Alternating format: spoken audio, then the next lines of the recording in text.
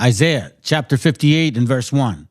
Cry aloud, spare not, lift up thy voice like a trumpet, and show my people their transgressions, and the house of Jacob their sins.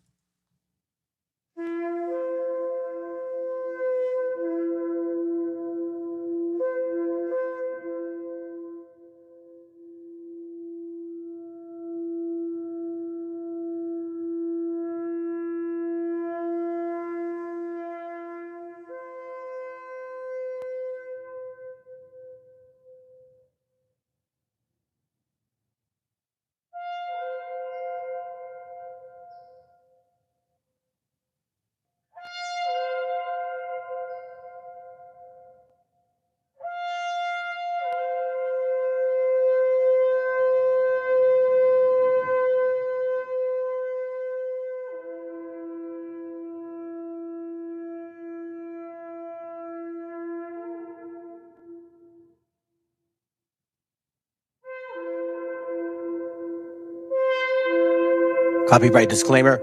This content does not belong to Bible Chronicles or claim this intellectual property. The content provided today has and always will belong to the content owner. Bible Chronicles does not have any affiliation with the owner of this property. As mentioned, Bible Chronicles did not intend to make use of any material for the purpose of harvesting gain. However, Title 17 of United States copyright law states material and use can only be done when it's for theological or general educational purposes, and thus Bible Chronicles believes that this principal material falls under fair use, which honors protection under Section 107 of the same U.S. copyright law.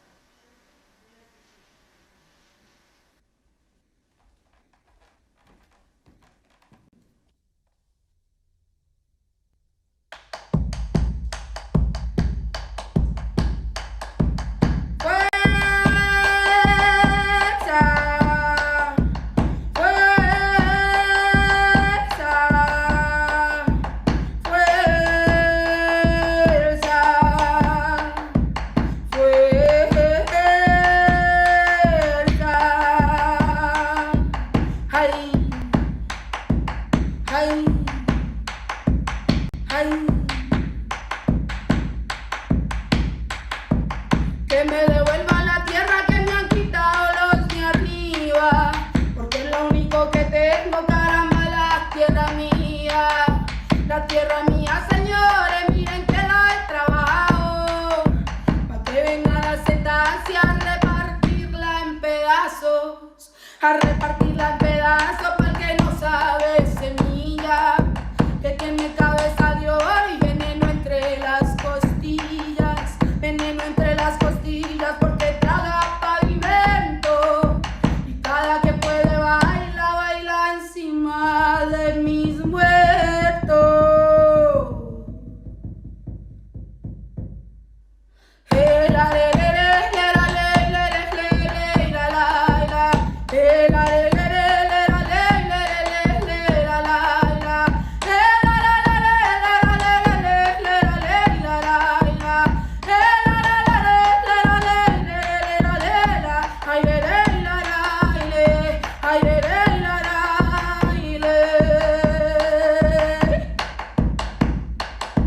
Que me devuelvan la tierra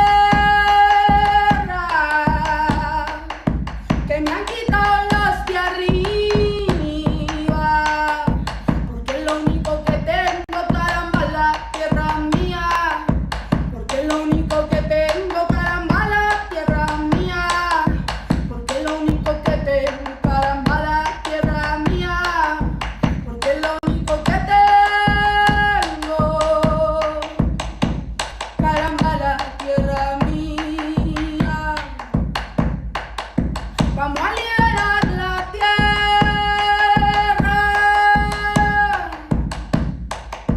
que nos quita el día allá arriba,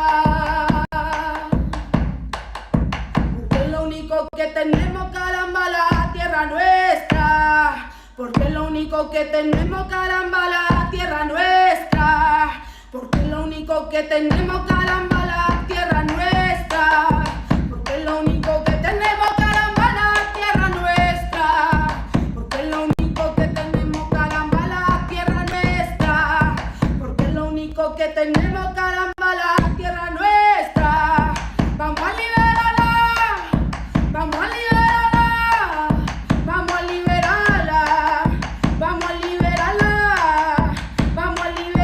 still. You think that Trump is actually still in? Vamos a liberarla. Vamos a liberarla.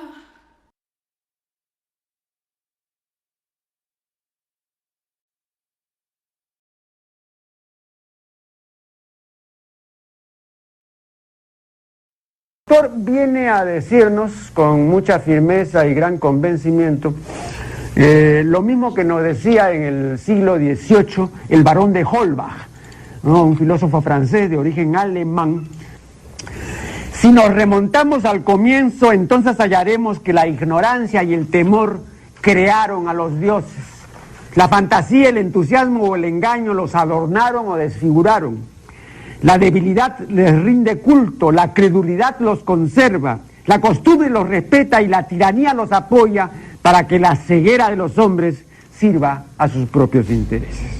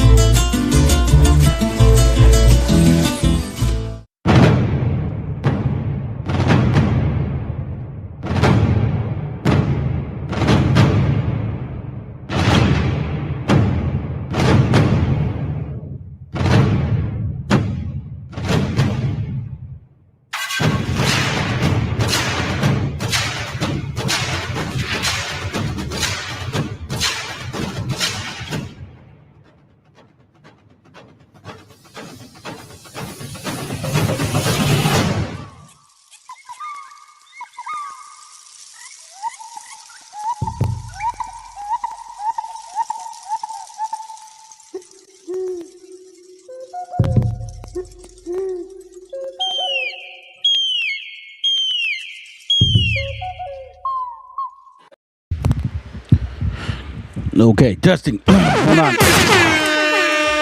All right, here we go. Okay, family, hold on a second real quick. Let's see. Let me get this going. We got a dickwad that may show up. You know what I mean? He's like a little bitch. Apparently he wants my fucking attention. So I'm going to give this dumbass my attention just for about maybe 30 minutes. This dumbass Christmas Christian right here. Okay? So let's see what this dumbass Christmas Christian has to offer to us. If he has the big balls and shit. He talks a lot of game, you know, and I think I know who this guy is. So let's see if you're ballsy. Now, I've demanded this from everybody. I stopped doing it for a little while, but you're going to show up, turn on your video, show your face, stand bold, and let us see if your Christmas Christian doctrine is for real, okay? Let's see how real it is. All right, or if you're just pushing this Bible doctrine because you're in love with some punani and you want us to all be the same people. It has nothing to do with your love for your gente. It has more to do with culo a lot of times. That's what I find about our people, family.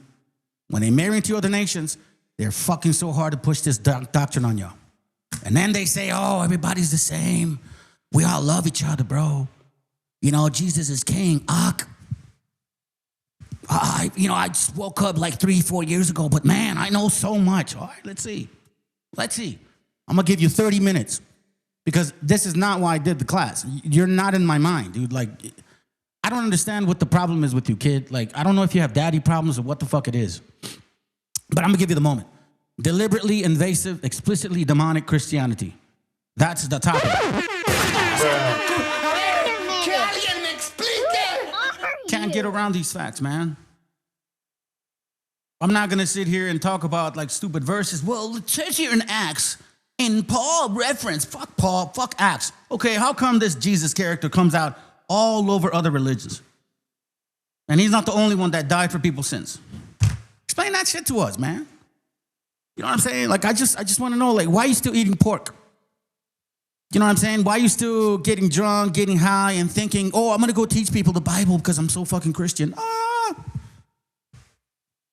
You know what I mean? This is what your Christianity has done. This is what it's done to our people. Has taken away the meaning of the backbone. And you know what? We can go back and forth with gente like, oh, well, we built America. You know what, bro? A lot of people did. A lot of people put their hand to the plow, bro. But there's only certain people that went through the struggle.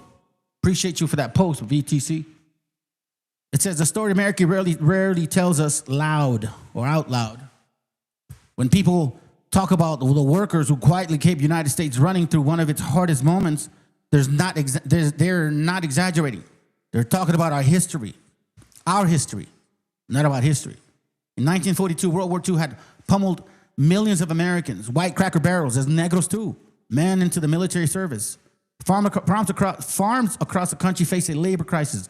The harvest still had to come in, and there weren't enough hands left to bring it in. Who fed you, motherfuckers? These are the same Christians that when the war was over, they voted to deport the people that are Christians as well. Who are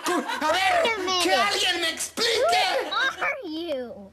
It's called the Braceros program. Y'all can check out the link. I'm not going to read it all. I just want to share this with you. There's a purpose behind why I do what I do, family. You know, like there's no narrative behind like why I'm doing these classes. I don't have like any like criticism or oh my God, I had such a bad time with white folks. I had such a bad time with black folks. I had such a bad time with Asians. Nah, bro. It wasn't like that. I grew up in Oceanside, Pozole Town, right? It was so many different nationalities. It was like a lot of mixture, bro. Like that shit doesn't run in my bones.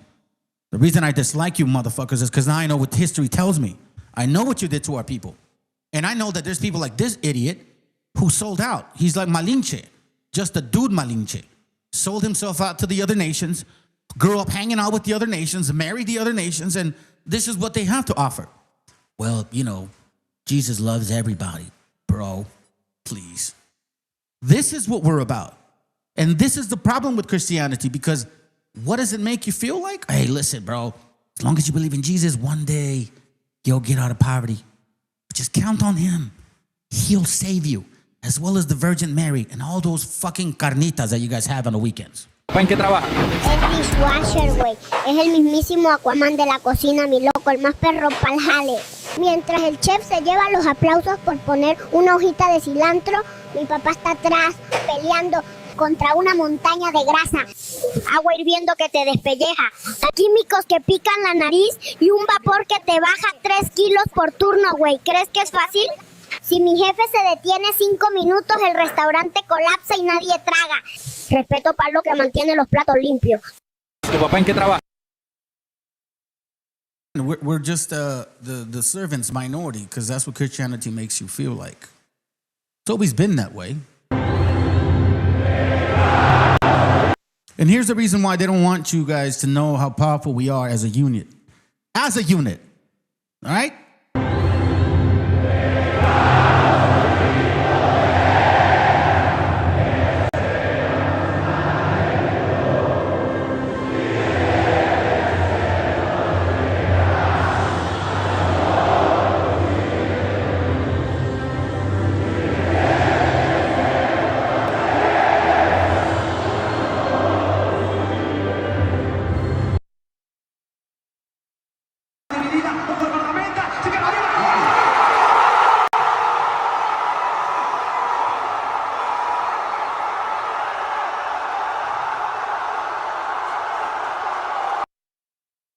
Don't want this unity, family.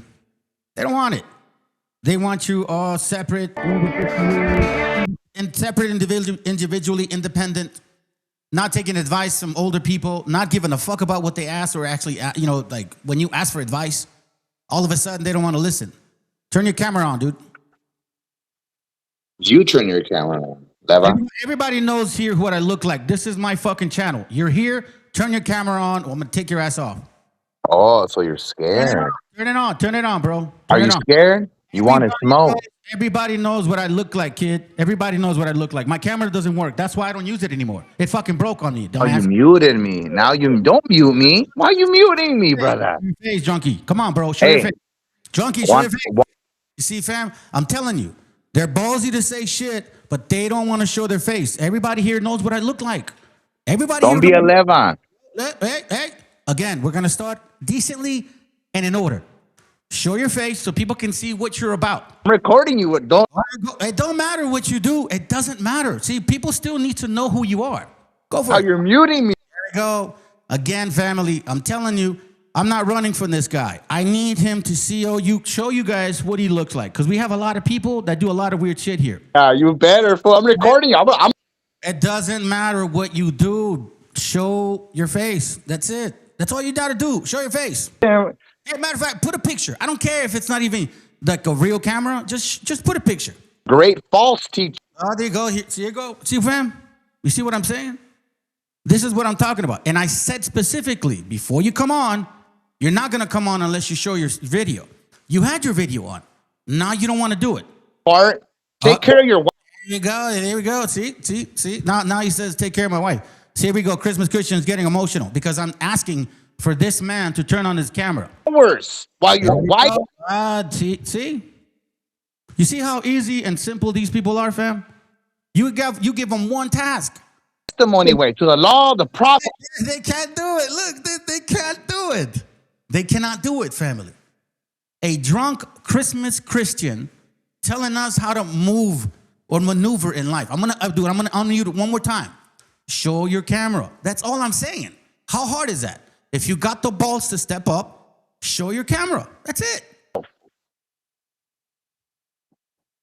Show your camera. You're not No. See, that's it. Can't help you, buddy. Sorry, can't help you. You feel ballsy. Here, look, I'll even do this. Here, so people can see. Because it's not about like, he's trying to hide his face. He's trying to hide his face. This is what I look like. My camera doesn't work. Your camera does work, though. So I'm going to give you one last chance. Show your camera. Don't be scared, cabron, because I'm going Around, little bitch. to make my content. Bro, come on, bro. Hurry up. Come on. Nobody cares about what you have to say. You're here? You want to say something? Step up. Other men have showed up to this channel, and they've showed their video. You're just being a little bitch. Don't be scared. Here we go. See, fam? Scared of what, man?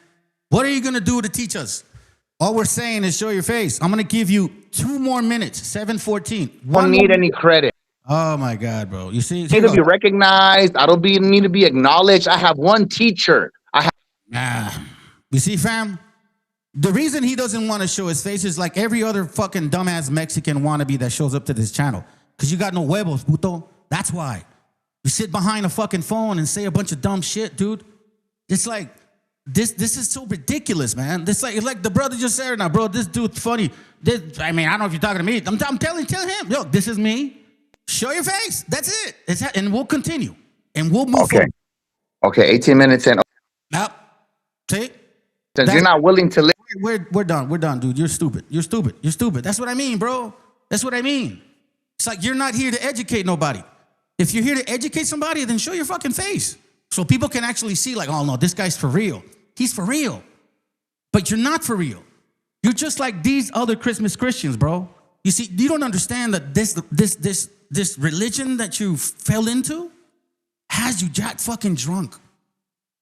You know what I mean? Like, it's because she's my drinking partner. So, I can't get rid of Edom, but I have to make Edom, like an everlasting savior or saved nation. Nah, man, don't work like that. Pussy ain't going to get you into supposed to be everlasting or whatever that thing may be. You know what I'm saying? Don't push this shit on our people if you're submissive to the other nation. All we said was, look, listen, show up. You can debate. We can talk about it, but show your face. Here's my face. You see that? You see that right there? This is me. That's what I look like. Okay? And you want a better one? Maybe? Because apparently you're infatuated with my shit. Here, see, this is me. My camera's not working. That's the difference between why I'm not showing my camera and you don't want to show your camera. All right? Big difference. Let's continue. Because this is what it's about. This is what this religion is about. These are all Christmas Christians, family. They all go to church every Sunday. They all believe in what this kid showed up to supposedly prove. They all believe in it. That Jesus came to save everybody and that we're all one nation of people, but Jesus happens to be white. And he chose the Protestants and Christians and Catholics to basically push the truth, to make it seem like, You know, the Old Testament was strictly about the Israelites and the redemption for the Israelites. And all of a sudden, some dude shows up and forget about the Israelites. It's about everybody? Come on, bro. This is what you're pushing. Because I have a feeling you probably even voted for Trump because your wife told you to. In power right now. What do you think? So you think Biden is not the current president right No, now? sir. No. No, sir. Never believed it. So Trump is the current president right now? Yes, sir. So are you mad at Trump for the high gas prices? No. It's not Trump's fault. Whose fault is it then? He's got to set all this. But Joe up. Biden, where's Joe Biden? You said he's not president. He's not the president. Okay. What I'm trying to say is, So how could the gas prices be his fault if he's not president? what you don't understand what they're trying to do. They have to wake up the dingleberries that are still asleep. Okay. That is crazy. I mean, Trump. It's the same thing with these Christmas Christians, bro. You tell them something and they fucking talk about something completely different. Completely different. Hey, listen, this is the same dumbass that's been posting on my channel some other video that I did regarding the migration, like an old video. Because he started saying, oh, well, you know, we migrated from the east to west. Yeah, I wanted to remind you who you learned that from. Your daddy. Like, you learned that from this channel. Whether you don't know it, that's not my fault. But you learned that shit here. And apparently that offended you. You come here, you go, post. Okay, it sounds good. You want the smoke? Show up. Just turn your camera on. That's it. That's not a lot to ask for, bro. This is YouTube. A lot of people show their fucking face. ¿Quién tiene huevos, güey? ¿Y quién no tiene, cabrón? Was president, but gas prices weren't his fault. You know, Christianity, if you can just pretty much interpret it with politics. With politics. I'm not well informed, but I am informed. Sure, man. and a long video. If you haven't already, make sure to like, sit back, grab. He says, I'm just going to go through some of these videos. I want to teach you the mindset of these Christmas Christians. Like, think about it. They believe in this thing, but look at how logically they are. Think about it for a moment, right? Think about that for a moment. Snacks, subscribe. Let's get into it. What does the shirt mean? It means that the Democrats are stupid and that Trump should be president. What are the three branches of government? The three branches of government: legislative. Oh, fuck me. He's drunk, probably. Legislative. Oh, Every time. you don't help me. Judicial. She just said it, though. She said Yeah, judicial. See? Okay, he's back for more. I'm gonna give him one more chance. All right, you're gonna be back for more. You're gonna turn on your camera, or you're just gonna talk? Okay, just dialogue, right? Respectful dialogue. Wait! Shut the fuck up. You don't make rules here. You understand that, right? When you get your channel, you can run it all you want. Show your camera, and then you can speak. Ahí es, güey. Yo pienso que alguien te dejó caer, güey, cuando eras un morro, cabrón. Porque no entiendes nada, güey. I literally just said, bro, I'll let you back in. Show your camera. That's it. Hey, this mouth was work. Oh my God, dog. This is no, I'm not wasting my time with your stupid ass, bro. You don't run here, dog. Like, you don't do that shit. You know what I mean? I know that you feel that way because that's the whiteness that's been rubbing on you. Like, you can talk over people. Like, that's the thing about this nation. They influence you like that, and you think you're better than raza. Like, and you know what's so funny, family?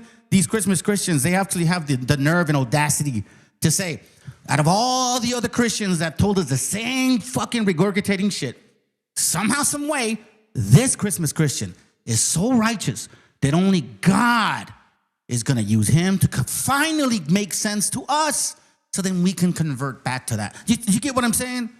There's nothing new you're going to say to us at all. At all. Hold on, let me say what's up to the brothers here. What up, bro? Good to have you, man. Good to have you. I'm glad. I hope you're enjoying the show. I really hope you're enjoying the show. Christian Reyes, 7830. Yeah. Bro, this dude, funny. Yeah, he's, I mean, I hope you talk about him because, like, I literally don't mind. Like, I put the link up. It's not a hard exercise. It's not hard homework. It's like, I'll talk to you, prende tu cámara, güey, y así lo dejamos. Show your face so people can be like, okay, I see a voice and a face. Sounds good, bro. I stand behind you. But no, you see, you don't do that. You guys don't do that. I'm not hiding my face. And I brought more powerful shit out than you will ever even come close to. Let's go.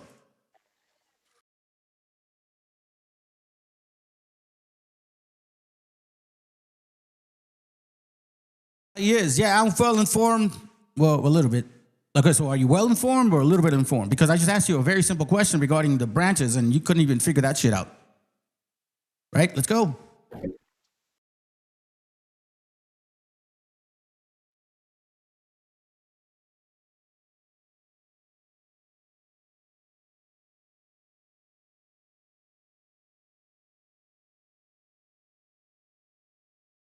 Three strikes and he's out. All right? 3 fucking strikes and he's out. He's back again. And you go, I got you on live. I'm recording. Are you going to oh God. Oh, this fucking dude. No, he's not going to show it. He's not going to show his camera. Look. He thinks he's stupid. Like, I don't care if you, hey, record it, man. It doesn't matter. You see, the thing is that people realize who you are. People realize who you are and what you're about. And if you're not man enough to just represent yourself because you believe in what you're supposedly trying to teach, then what do you think they're going to look at you like? You think they're going to, oh, no, you're wrong. He was wrong for not letting you speak. It's not a hard request, man. It's a very simple one. I know what, Akuya. I messed up on that.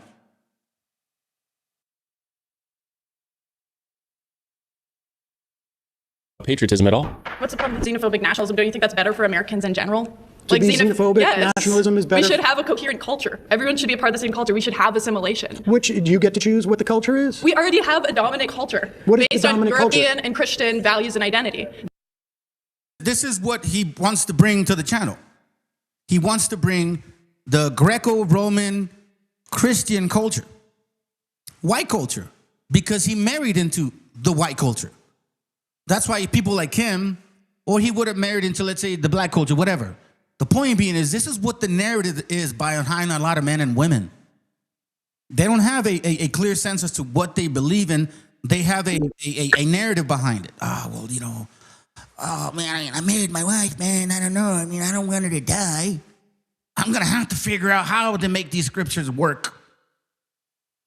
Christianity, bro, at its fullest. That is a dominant culture. It's rooted in European identity. So your argument is that has been the dominant culture. Just to be and clear, we're not letting people assimilate to that. We're saying you should keep your culture, and this is why our culture is so divided. Your argument is that Trump is good for those who want a dominant white European culture. Which is Christianity, which was brought to us in 1492. Hasn't changed one bit. In the name of Jesus, we were all killed, destroyed, and fucking practically sodomized and shit.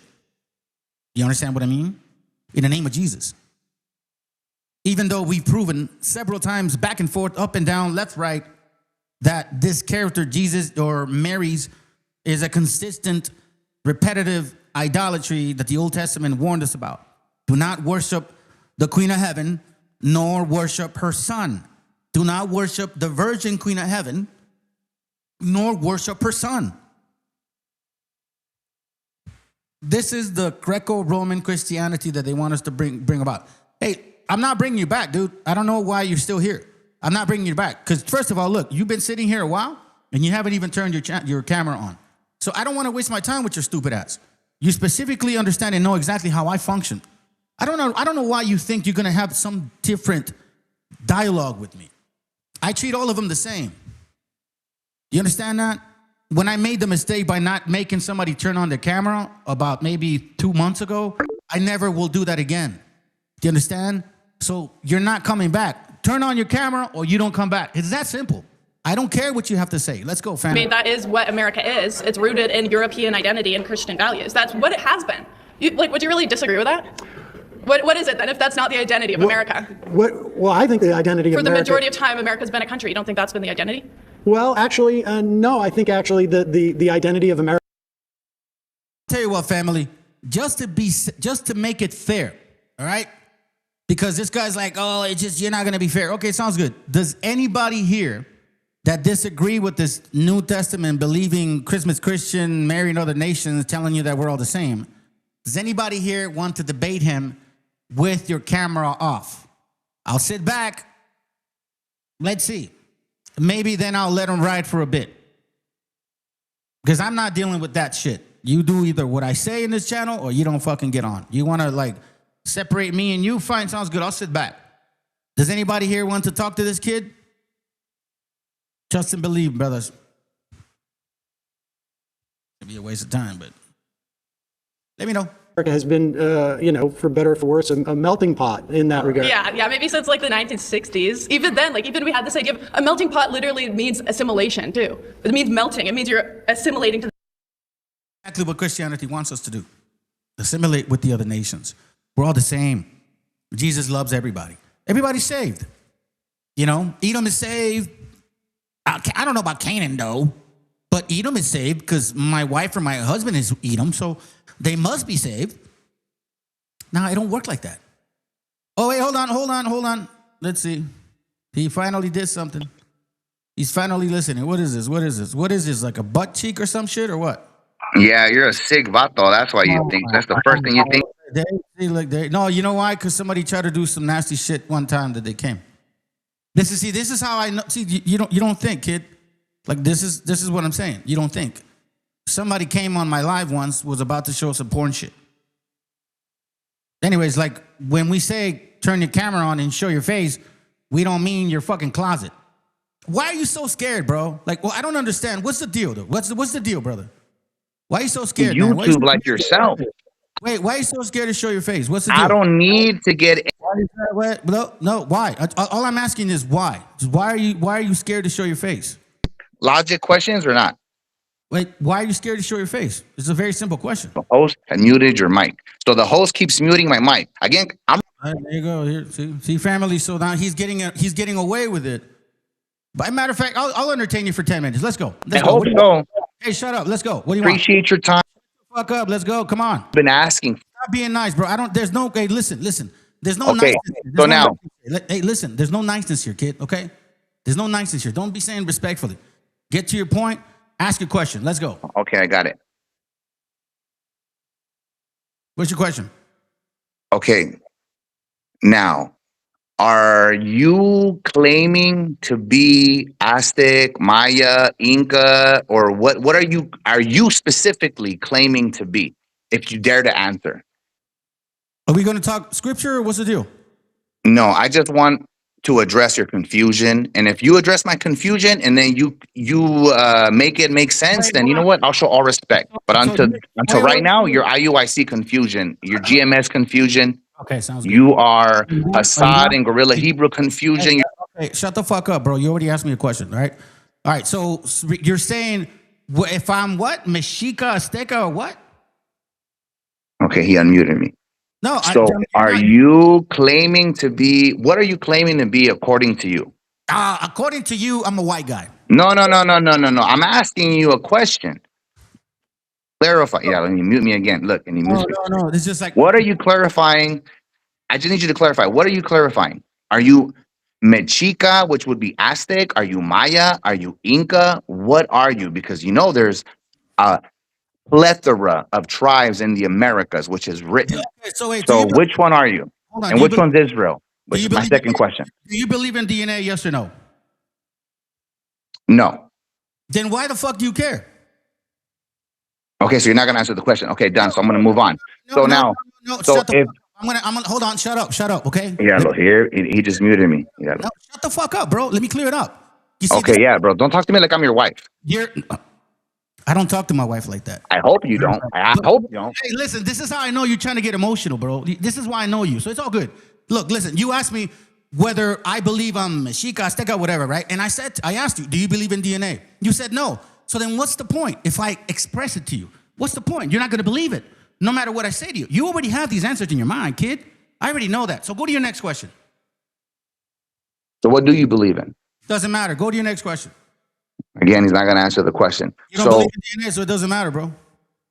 Can we go to Nehemiah 13? Wait, no, let me ask you a question now. You got me one. Can we go to Nehemiah 13 or not? Ask me a question. Now my turn. Are you a Sephardic Jew? Yes or no? No. Didn't you say you have a DNA that says you're a Sephardic Jew? I don't believe in DNA. I just answered your question. That's a stupid question, pelon. I just had one back and forth. Let's go, kid. Come on. Okay, so again, your channel is MESHIACHA Chronicles. What's MESHIACHA? Bro, do you even know how to say it? All right, Canico, I'm going to ask you again. Again, you can't answer a question. Pronounce it right. Can you pronounce it right? Tell me how to pronounce it. Teach me. MESHICHA or MESHIACHA. Meshiacha. Are you Meshiacha? And what is Meshiacha? That's two It questions. means, it's a word in Arabic that means anointed, or No, Aramaic. it's Arabic. Okay, so this Arabic word which means, what does it mean? Well, there's Arabic Hebrew meaning behind that word. It means anointed. You can look it Okay, up in so Spanish. so are you, so then the Inca and the Maya are not anointed? Well, the Inca and the Maya are not anointed? What do you mean by that? Are they anointed? I'm or not asking anointed? you. I If don't the know, bro. only That was the name given to the Mexicas. That's it. That's all I can okay, tell you. okay, done. So again, so the Maya and the Inca and any other tribes that were in the Americas are not the anointed. So only the Mashiach are Israel. The story says, from what I've shared in the books, it talks about the certain tribe was named after their leader, which was named Moshli or Meshi or Meshiach. And where is this coming from? Because I don't read that in the scripture. So where did you learn this from? So are we talking scripture or are we talking history? Because you're asking me a lot of stuff outside of the scripture. It's simple questions, brother. It's simple. This is Simple dialogue, straight to the point and concise and precise. Stop. Shut the fuck up. I already know what you're doing. So I'm precise and You're asking me questions. You're asking me questions outside of the Bible. Then now you're saying, is it Bible related or not? So which one is it? When are we going to go to the Bible? Are we going to talk about science? Are we going to talk about assumptions? Where are we at, bro? Where we at? I'm trying to clarify your perspective because to me it's confusion, and I'm challenging your perspective. That's all I'm doing. I'll tell you what. Why don't you challenge me on what I say on the Bible? Don't worry about what I believe. Okay, let's get it. Not. Okay, let's get it. What would you like for me to defend according to the Bible? I don't, because you don't teach the Bible. You teach a lot of European PDFs. You know that, right? Safe to say? Is that fair?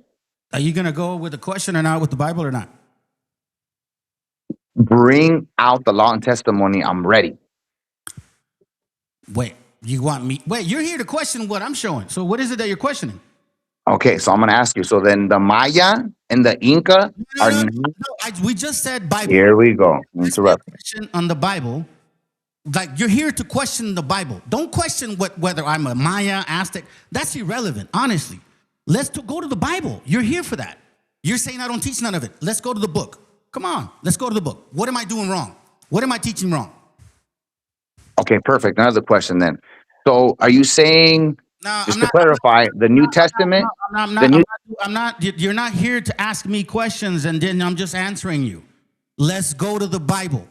You're saying I'm wrong with what I'm teaching. So then show us where I'm wrong with your New Testament. Show us where I'm wrong with your New Testament. Show us. Don't ask me. Why would I use the New Testament when you don't believe in the New Testament? Well, I don't know. Does that make sense to you? Why did you use the old one? Why did you use the old one? You don't believe in the old one.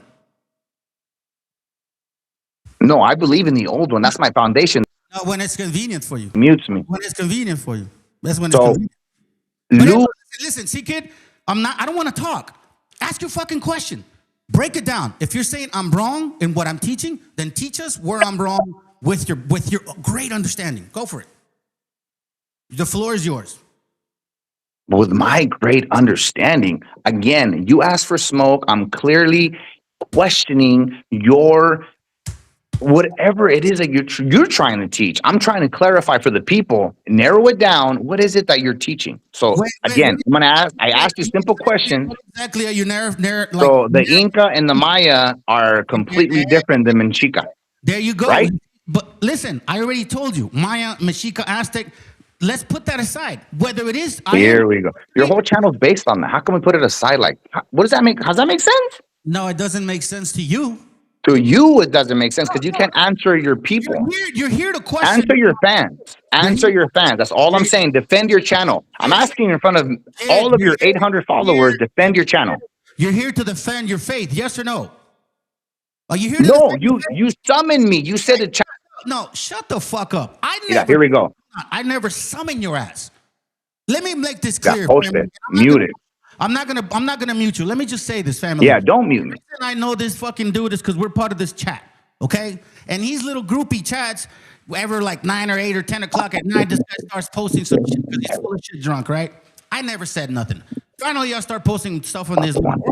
job. And then he wants to actually start making comments and If he knows that I have a house, he wanted me to take pictures of it so he can make money off. there you go. Ignacio. So then I finally said, all right, man, come on board, bro. Since you're questioning what I believe in, come on board. This is why I record everything. And what are you doing, bro?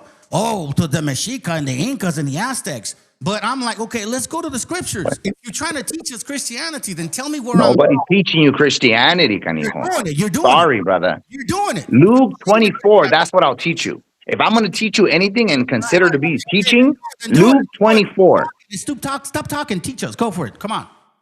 So I'm going to ask you again, right? Before I come. Oh, my God. No more right? questions. Before I. Hey, listen, bro, no, don't ask me no more questions. You've had enough. Now you're here. Now you're saying my teaching is wrong. Then show us where it's wrong. I don't understand your teaching. How can I defend? Right. Hey, you don't understand the teaching, but he's here to argue about it. Oh, If I don't understand it, how can I attack your teaching if I don't understand it? Your confusion, your babble, your Babylon, brother. Well, You're Babylon. You're teaching PDF. Then why here? Then why here? Ask for me. Hey, look. See, nobody asked for you, Samuelita. Nobody asked for you. You kept. And he's gonna You kept posting on the channel. You're here. We're 40 minutes in, and you still haven't fucking showed us. What is it that I'm teaching wrong? Go for it. Nobody has accused you of anything. I'm clarifying for the people and the viewers on your channel. It's that simple. Defend your channel. Defend your cause. Don't just go to random videos and comment on them and make them a part of your content. That's disrespectful, first of all, and that's not genuine. Hold on a second. Who the fuck? Hello, and he muted me. Again, interrupting me. Why do you care? Hey, you are disrespectful. Shut the fuck up. I don't care. Why do you care whether I show other people? You summoned me. Why do you care? Nobody summoned you, kid. You kept posting on my channel. It's like you knocking on my door and I say, no soliciting, fuckface. And you're like, no, pero señor. So I'm like, okay, fine. I'm going to open the fucking door. What do you want? This is how it happened. You asked. Oh, my God, bro. You've been soliciting to come in. You finally here. Minutes in and we have 42 minutes and you're wasting people's time. 42 minutes. I'll get the scripture. Show Your me. videos are 9 hours. You silly old fool. On TikTok videos and everybody else's YouTube videos, and you comment on them. And I'm wasting people's time, you silly buffoon. Look. He says, I'm wasting. No, you're wasting your time. Why are you I'm wasting my time. You asked for me, so I am waiting. You're wasting my time, Pasguato. If you don't like my you shit, silly man, you're wasting my time, your family's time. Listen. This is the same fucking dude that kept texting me almost every fucking week, bro. Asking for advice, wanting to talk to me like a little fucking bitch. Now you got my full attention. Your family is you're just talking shit. Not he wants to bring family. Leave my family alone, dude. They know what they're doing right now. I'm free today. I got a couple hours to myself because I take care of my shit. Are you ready now to break down what I'm doing wrong? And to hate everybody. Oh my God, bro. Here we go. See, family. So this guy did not come on to teach. He came on to ask questions, not to teach, not to say, hey, you're doing this wrong when it comes to Jesus. No. Then he says, I don't know what you're teaching. What the fuck you show up for? Because when I do it. Oh, Jesus Christ. Hey, listen, man. This is, dude, I kind of did it on purpose so people can see where your mind is at. Purpose, yes, you're a great. Oh, there you go. One more, bro. No te callas, güey. Let's listen. I'm going to leave the floor. You tell me what I'm teaching wrong. Teach everybody out of the European PDFs and then say this is right and you're right, but you're teaching us out of European PDFs. Make that make sense to me. How are you going to teach us what you call the so-called white man PDFs wrote about the indigenous people of the New World, but you believe them? So you tell me how you're not teaching what you hate. Make it make sense for me, please. Please, Papa. So the white man basically created everything that we have, right? Everything? Is that what you're saying? According to you, I don't know. You teach me. A ver, Papa. No, you showed up to the channel. Oh, here we go. Nobody summoned your punk ass. You can't answer questions? What? What are you talking about, man? You can't ask your questions? Which one? You teach what the so-called white man, according to you, is teaching? Is that not what you're teaching? I tell you what, bro, because I know you're hard-headed in the ear, I'm hard-headed. Teach what the white man wants you to learn. Is that what you're teaching, though? Yeah, that's what I'm teaching. Yeah, that's what I'm Okay, teaching. good. Okay, good. So the Chronicles Mechica teaches a white man knowledge, right? If that's what you believe. Oh, that's what you're making everybody believe. If that's what makes you feel better. You don't even have the audacity to teach everybody what the author or his indigenous roots are from, but you're making us believe out of that book. You're not teaching Leviticus. You're not teaching. Hey, wouldn't it be the same thing if I said to you, let's say I didn't believe in the Bible, and I said to you, aren't you teaching white man knowledge with your fucking Bible and the Christian, the Virgin Mary, and the Jesus? Wouldn't you be doing the same shit if I didn't believe in your books? Your books? I mean, that's what you're teaching, brother. Oh, my God. I don't have a YouTube channel, Pasguato. You do. Family, 45 minutes in, and all he's doing is talking. And this is what he's been wanting to do with me for a while. Apparently, you got an infatuation with me, bro, and I don't understand why the fuck. You sent me. Here we go. Hey, look, I tell you what. I'm going to give you one. I say one last chance, dude. I'm going to give you one last fucking chance. Tell me what I'm teaching in the New Testament, since you believe in it 100%, that I'm wrong on. How about that? That's a simple one. Because I've been dissing the New Testament. Where am I wrong? So just to clear the air, you want me to teach you something that you don't believe in, just to be fair. So you don't believe in the New Testament, right? Again, that's another statement I need from you. You do not believe in the New Testament because you're still teaching out of it. So you don't believe in it though, right? I can tell that that's how your wife talks to you, bro. It's so funny, I can tell that's how your wife deals with you. All right, dirty cop. Okay, I'm going to ask you again. So you don't believe in the New Testament, right? Or you do? I already, again, family, I think this is very clear. I've been dissing his New Testament book that he believes in. So I'm asking you, show me where I'm wrong in the New Testament that you believe in. Shouldn't show. So again, so you don't believe it, right? So why would you ask me to teach you something about what you don't believe in? Like you don't believe in the New Testament. That's what I'm trying to clarify. Just to be fair. Well, then listen, isn't that the same simple question? Isn't that the same fucking question as to me saying to you, then why are you even listening to simple my question? It makes sense to you. Why are you even listening to my channel if it makes no sense to you? Why are you arguing about something that you don't even know what the fuck to argue about if you don't even know what the fuck I'm arguing about? It's the same shit, dude. Channel. You sent me. Oh my, see, there you go. Bro, that's it. That's enough. That's enough. Done. I'm done. See, family, you can't deal with these Christmas Christians. You sent me. Listen, brothers, I got proof here. I got Yasharala. I got Rape, bro. They're all been watching you. Constantly posting on the group that I didn't want to be part on anymore because, like, it's just bullshit. Then you come to my channel with 3 different fucking names, posting different things. Then you say, oh, whoa, I want the smoke. I say, let's go. Do it. Show up. You take 30 fucking minutes to show your fucking face. Then you show the floor. I don't know why. Then I'm like, okay, sounds good. Break down where I'm wrong. Well, are you a Mexica, Inca? Okay, sounds good. Maybe I am, maybe I'm not. Who cares? Let's go to the Bible. Prove to me where the New Testament that I completely have decimated, that you fucking live off of, where am I wrong with that? And what do? You spent this whole time wasting our time, bro. You wasted 40 minutes of our fucking time. And how does that help? How does that help supposedly who you're trying to help? Because what it shows to me is that you're just like this woman here. And we have a lot of Malinches with that fucking mentality.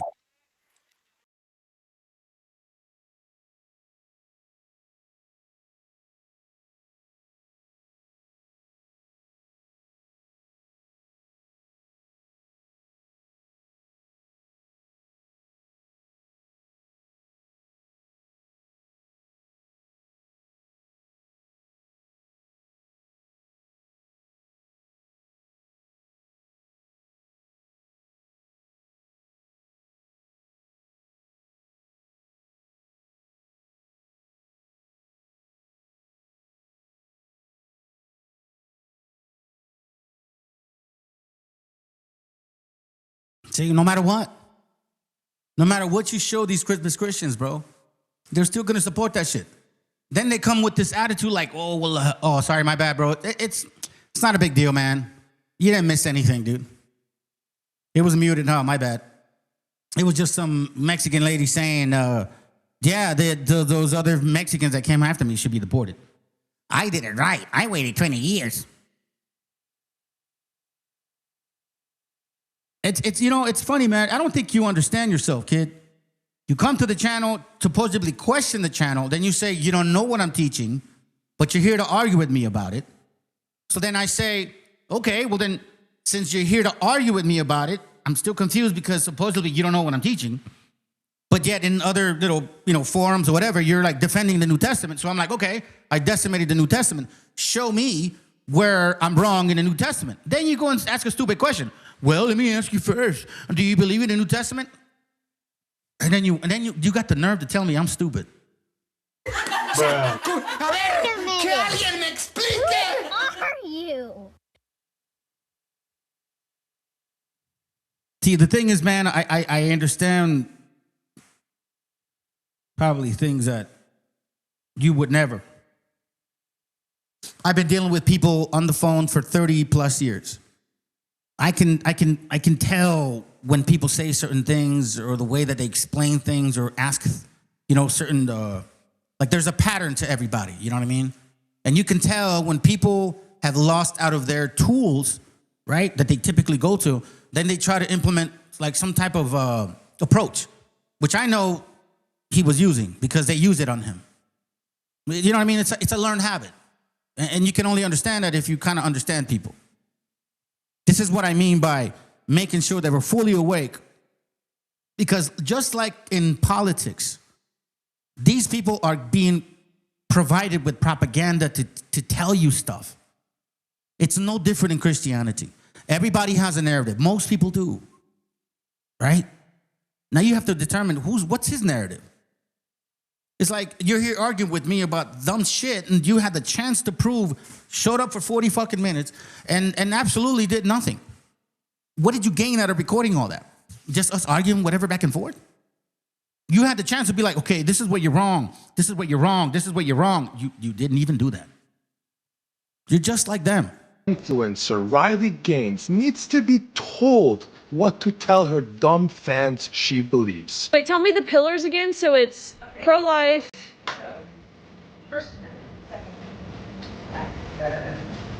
Okay. First, second. Yep. Cool. The First Amendment, the Second Amendment, the sanctity of life, our veterans, I feel very passionately about. Do you guys... MAGA... That's probably the way you deal with in your household, huh? It's probably wifey and shit. She's probably the one telling you, like, that's only shows they make videos and shit. Dumbass, bro. Money or you don't work and you don't earn money. What's unequal about that? Do public school teachers not work that hard? Absolutely they do, yeah. They make very little money. That's their problem. So Christian. So Christian-like, huh? We use words, they use... Hey, listen, this is, again, he says, like, black people are more dangerous. I mean, statistics say certain things, but we both know that this is technically who they are. These are your Christmas Christians. This is what that guy's trying to defend, family. He's not admitting it. We use words, they use bullets. This is the man who shot Charlie Kirk. This is the man who shot Trump. This is the man who killed Melissa Hortman. This is the man who tried to kill John Hoffman. This is the man who tried to kill Paul Pelosi. This is the man who killed an Obama-appointed judge's son. This is the man who hired hitmen to kill Democrats. This is the man who ran over a left-wing activist and killed her. This is the man responsible for the Austin bombing. This is the man who sent pipe bombs to Obama, Biden, and Hillary Clinton. This is the man who shot Gabby Gifford. This is the man who tried to kidnap Gretchen Whitmer. Oh, and this man. And this man. And this man. This man. This man. This man. This man. This man. And this man. This is the man who set Josh Shapiro's house on fire. This is the Oklahoma bomber. This is his accomplice. These are just a few of the men who beat police officers on January 6th. I can think of a few things they have in common, and it's not the way they use their words or their left-wing politics. We've all known this. But nah, you got dumbass Christmas Christians and shit. Dumbass. Just simply to try to eat Christmas Christians and shit. Oh, here it goes. Look, see, I knew that was you, man. Ah, fuck. This is so disappointing. I can't believe it. And Europeans. Anyways, look, maybe it ain't him. Check this out. So this guy, these here. This was the point of the class before we sidetracked for like 50 fucking minutes. It says here, Native American destroys Hebrew Israelite claims in heated debate. So I don't know if this dude claims to be a native. I don't know if that's what he claims. But let's listen to this. See, because like these guys, they went into the scriptures. This kid didn't. 40 minutes plus, no scripture. Fuck. Anyways, let's begin. I'm going to add something to you that you will reject. But see, because the Book of Mormon is tied into our scripture, because I don't 100% agree with that shit. Fuck that. About maybe 8 years ago, I did run into this group, and I mean, I didn't run into me talking to them, but I ran into a video of this group that was teaching that the two sticks was not the actual tribes, like the Northern Southern Kingdom coming together. That the two sticks were supposed to be two books, the Mormon and the Bible. So right off the bat, I already know where this is gonna go, but for the sake of education, let's start dabbling into this. I'm gonna show you some real historical facts regarding our people, the connection, and everything else. Unlike other dumbass Christians that worry about like, well, are you Mexica? So does that mean the Incas aren't anointed? I mean, fuck, man. If you wanna, what's that word I'm looking for? Can't remember, but I'll remember. no, it isn't. The tribe of Yusef through Ephraim and Manasseh came over here in 600 BC, landed. When the time the tribe of Yahudah was going into the Babylonian captivity. See, you don't want to do all historical research. See, because we got the artifacts over here. We got DNA, we got linguistics, all tradition. We know right now in Peru, it's both Egyptian and Hebrew, what they call Hebrew, in their linguistic. Nope. Prove me wrong then. Don't. The dumbass shows up and says he don't believe in DNA. I find it very fucking ironic, man, because a lot of times you find people that are going to prove that their kids are theirs by DNA. If you get caught up in a fucking murder case, you're going to prove that you ain't the criminal or guilty with DNA. All of a sudden, that shit don't matter, bro. You take medicine, you probably take vaccinations and shit. You took the fucking COVID, all that stuff. But no, science don't matter. Don't just talk and say no. Prove me wrong. Prove me wrong. One, I know. I'll pull up evidence. Here, mute your mic for a second so you can hear, since you want the proof. Number one, this claim about Native Americans, all of this stuff is actually debunked in this book right here. Using a Lost Tribe, Native Americans, DNA, and the Mormon Church. This book. So this whole concept of like Mormonism and our identity found through Mormonism is total bullshit. I don't believe in that. We don't need to go that route. This losing a lost tribe, Native Americans, DNA, and the Mormon Church. I mean, I don't know. I kind of find it funny, man, that the DNA that I come up with, not that I come up with, that they gave me, apparently they chose to give me that fucking script, that DNA that matches exactly what I've been sharing regarding on migration. But apparently that doesn't matter. No importa, güey. You know what I mean? To them, it doesn't matter. Let's continue. Debunks the Book of Mormon, the Mormon Church's belief about Native Americans being Israelites. Completely and utterly debunks it. It's so bad that elders in the Mormon Church, and I can show you the video where they themselves said that the evidence that was in this book led them to conclude that they have to start over again because what they were promoting in the past can no longer stand up the test of scrutiny.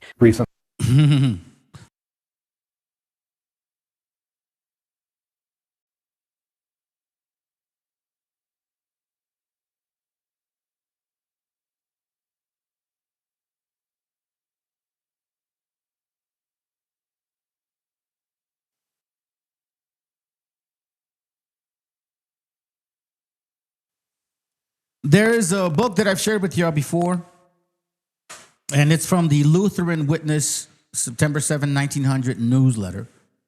Lutheran newsletter, right?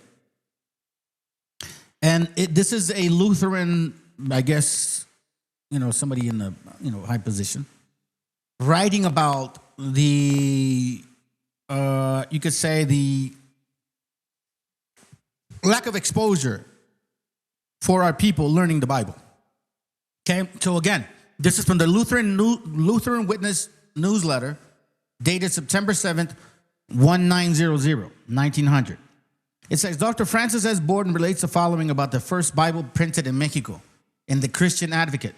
He says, the printing press came to Mexico in 1539, for in that year there was printed in Mexico in Spanish a brief compendium of the Christian doctrine. That's Padre Nuestro, Ave Maria, Rosario, Diez Mandamientos, and then, what is it?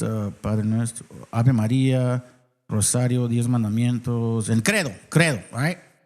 And it says, under the auspice of the famous Bishop Fray Juan de Zumarraga, which is the same one that gave you the fake-ass Virgin Mary story with Juan Diego. That was just 81 years before the Mayflower brought the first pilgrims to the Plymouth Bay.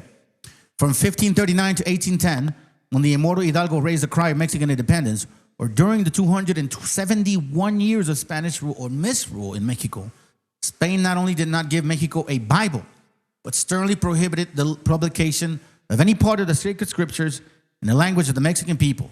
That prohibition is still in force with regards to the printing of the Bible in any of the 52, I believe, dialects, the 52 different languages and dialects spoken in Mexico City. The first edition of the Bible was printed in Latin and Spanish between 1831 and 1833.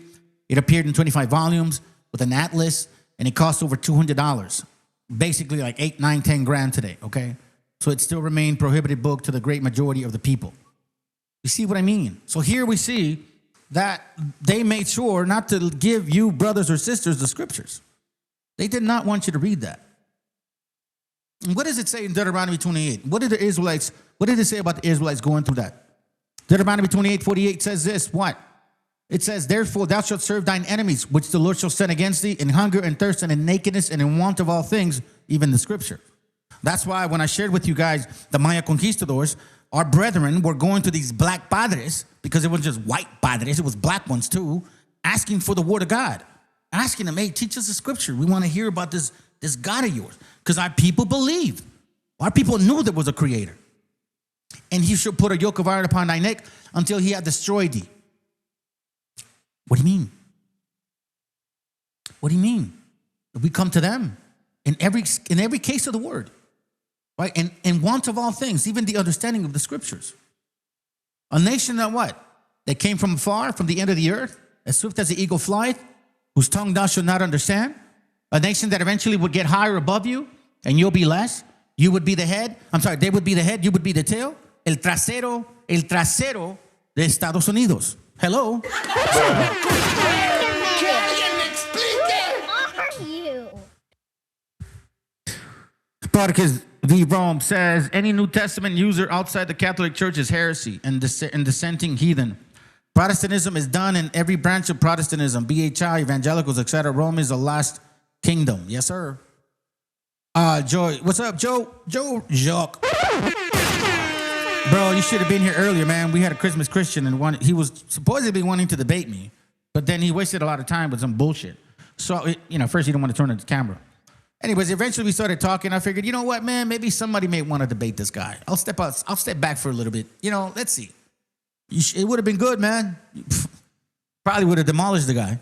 But then again, who knows what he would have said. He's confusing as hell. He don't got no love for our people, bro. That's what I say. Now, this is from the, hold on, let me show you this book.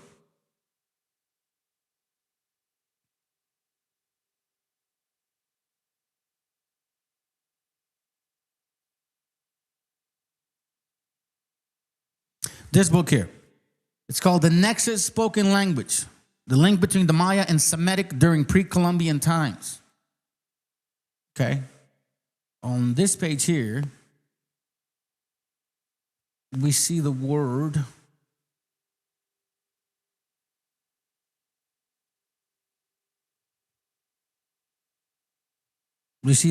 tamal, Aztec food. It means page 70 of the same book. And you see the Hebrew, ta-ti-ma, or ta-mal, little chamber, concordance 8372, ta-ma'e, filled, be full, concordance 4390. A traditional Mexican tamale is rolled masa, cornmeal, creating a small chamber with a filled meat. And remember, keep in mind that corn, it's basically when you do unleavened bread. Continue. We're going to start breaking this down easier. All right. Supposedly, the Mormon stuff. Recently, I've been involved in a number of research projects that have examined DNA variation in ancient populations in the Americas. I don't know of any data that suggest particular similarity of Native American populations to any population of the Middle East. Archaeologists and physical anthropologists have not found any evidence of Hebrew origins for the people of North, South, and Central America. Currently, on the available evidence, there is nothing to suggest any relationship whatsoever with Israelites. So, like, no relation to that stuff. Again, the Nexus. We're going to go to page, we do 13 first. Page 13.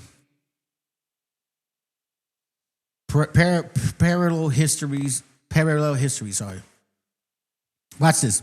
The Quiche Maya list in most of the titulos and the Popol Vuh, an ancestor called Balaam Akab, whose people lived in the east, across the sea, in a land called Tulan, Quichean civilization, Carmack, page 287. These ancestors, quote unquote, of the Quiche Maya were white, supposedly. Well, I mean, again, we came with a variety of skin tones, so like, don't let that fucking fool you, okay? No Cracker Barrels here. None of that dude's wife either, bro. Get out of here, bro. You should have married our nation. Probably wouldn't be thinking that way. They claim to be a people of two lordships. One people, two lordships, northern and southern kingdom, right? Whose ancestors had come from the region of 7 caves or the 7 churches. You ever think of that? They listed these forefathers with titles Balaam, which appropriately in Hebrew means Lord. Ba'alim. Page 14. That's here on the top. The Bible has it that the forefathers of Jacob, of Israel, and Judah, one people, two lords, was a man called Jacob, later surnamed Israel. His name is based on the Hebrew prime root akab, meaning to supplant. As he was supposed to supplant his older brother Esau, that dirty bastard, and his kids too. And his grandkids and his great-grandkids and all his fucking kids. I hope that burns your spirit. Were you an Israelite of this time, you could have referred to him as Baal Yakab. Baal Yakab, Lord Jacob. If you were referring to his immediate family or his successors, you might have said Baalim Yakab, lords of Jacob. To carry this idea a bit further, had you followed the common Hebrew practice of dropping the first vowel of the name Itzhak or Sak, Abraham or Braham, Yakab or Akab, you would have vocalized Baalim Akab, which you can see in the name of the Maya forefather, patriarch of the Popol Vuh fame. Okay? Understand this? You understand what that is? Okay. Now watch the beauty. Are you ready?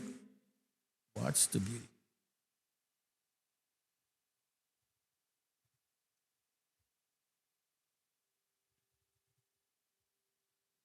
Jacob, okay?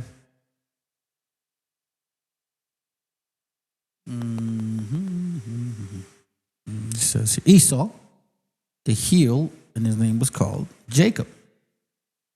What's Jacob's name? Strong's H 3290. Yaakov. We've been seeing a lot of that word lately, right? Now let's go to the root word. H 6117.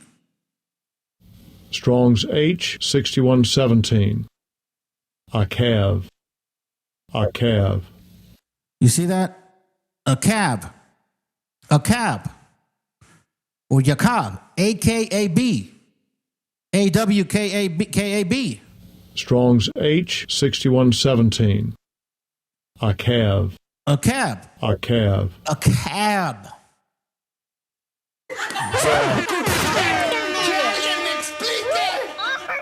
But let's continue. Overwhelming evidence negates the Book of Mormon claim that the American Indian represents a genealogical descendant from Israel. Thomas Murphy is a Mormon scholar and the chair of the anthropology department at Edmonds Community College in Linwood, Washington. He is working on his doctorate at the University of Washington on the DNA issue that faces his religion. We are in a dilemma now. The genetic evidence shows clearly that American Indians are not Hebrews. They are not Israelites.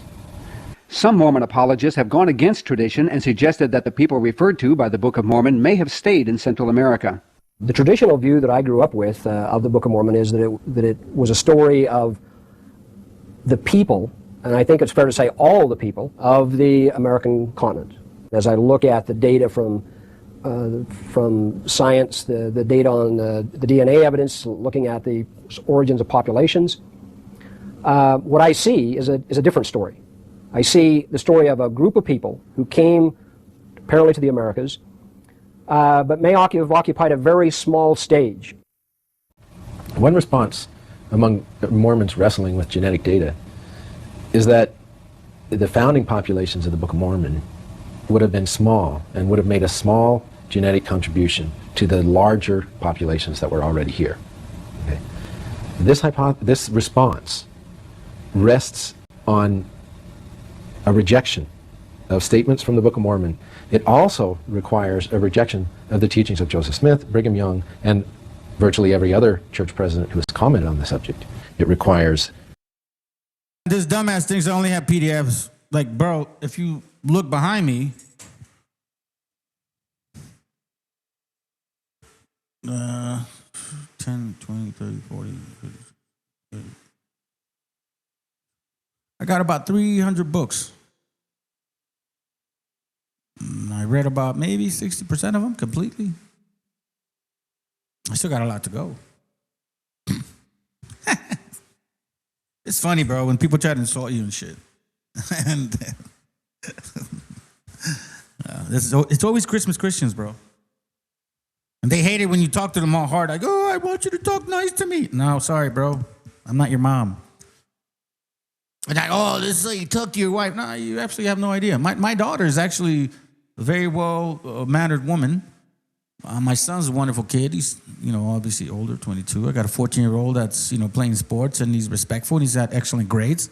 He wants to become an engineer. I got a 5-year-old daughter that actually is very good at soccer. And all my kids, like, I know where they're at. I know what's going on with them. We spend a lot of time with them. You can't say that because your kids look at you all the times passing out, getting drunk. That's what you're teaching your kids. Setting aside statements in the Doctrine and Covenants, another Mormon scripture about Lamanites being the indigenous people near present-day Missouri. This approach is kind of like trying to defend the prophetic status of Joseph Smith by denying his prophecies.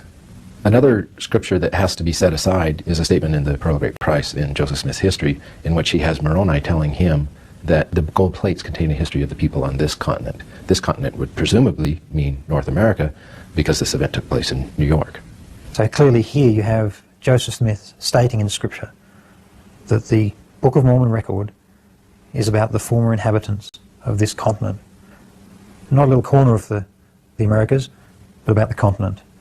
And it's for this reason that Latter-day Saints believe that the Book of Mormon talks about all of the inhabitants of the American continent. The Book of Mormon is not saved by a small, limited geography, because even that group, even if that sort of thing happened, then that is not as what it is described in the Book of Mormon. And we have to say the Book of Mormon is wrong. Not only that, there still ought to be some traces of even a small population in the gene pool in that local region. The DNA research on Native Americans from Central America is equally devastating for the claims of the Book of Mormon and the rest of the continents. Stephen L. Whittington, for example, is one of the leading... I have a book called Decreto de Napoleon, right? Decreto de Napoleon.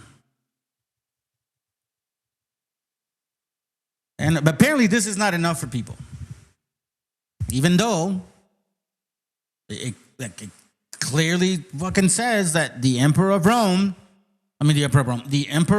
France who was a Freemason, understood who the people that were here were, or are, I should say. It's a book in Spanish. It's hard to find in English. Opiniones sobre la transmigración de los judíos después de la cautividad. So in this book, which it's Decreto de Napoleón, I have it in PDF. Yeah, I do, fuckface. And then I also have it like a hard copy. Hard to find. In this book, he's clearly stating and understanding and showing and explaining the migration, who they are. And in this book, he also stresses the fact that those people did go to the Euphrates and they came to another land. This is the Decreto de Napoleón, Emperador de los franceses. Here he's getting more clear with these things. De la Tartaria los hace pasar a la China. So from Tartary, he says, they went to China. This is somebody writing down what Napoleon was saying. Y sobre traerlos hasta América, ve de aquí cómo se explica Montesino de su relación digna a Manesa. He's talking about Montesino's story, right? Here he's referencing that. This is Napoleon Bonaparte. This is not a random individual. This Napoleon Bonaparte, here, let me go back to this page. It says, pasé el reino de Chile. Here watch what it says. Pasé el reino de Chile, hallé muchos israelitas escondidos detrás de las montañas y cordilleros. A lo menos tal lo califiqué al llegar a orillas de un río, pues habiendo hecho muchas señales y hablando en varios idiomas, solo en el hebreo me entendieron. Y se acercaron unos hombres a los cuales pronunciaron esas palabras del Deuteronomio. Escucha Israel, el Señor nuestro Dios, yada, yada, yada. Right? This is what he's saying. This is Napoleon Bonaparte confirming these things. Page 99.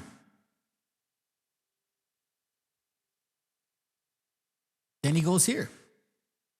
It says, las cartas de Guillermo Penn, cuando hablan de los habitantes que halló al otro lado del río Delaware, and Guillermo Penn basically was not a Mormon.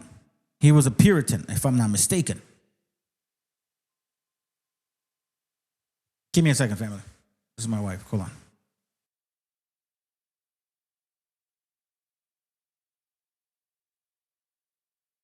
No, why? What's up? Why? Hernia? Oh, shit. All right, let me finish. I'll call her.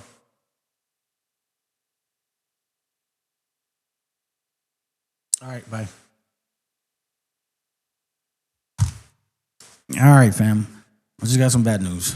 Apparently, my mom is she's in the hospital right now with pneumonia. Man, she's been dealing with that for a little bit. You know, she listens to these doctors so much, bro, that she doesn't understand about natural holistic approaches, which is my wife is the one that understands that very well. She doesn't listen to my wife.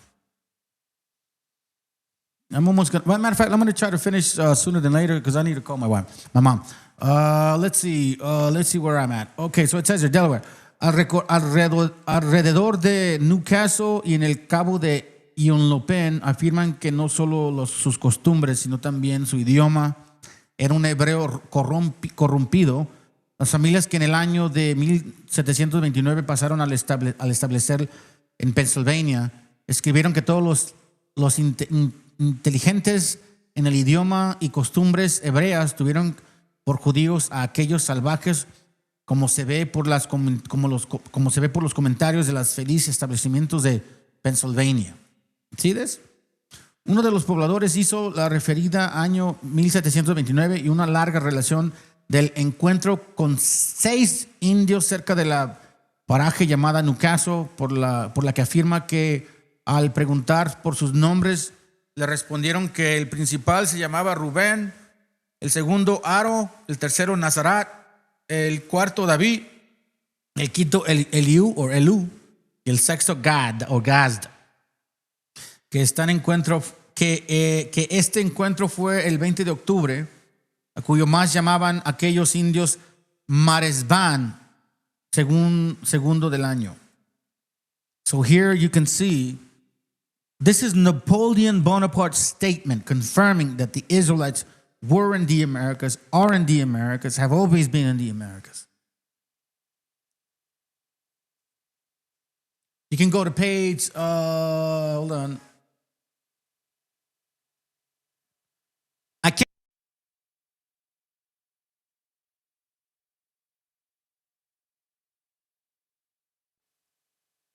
So I would suggest to go from page 94 all the way through page 103.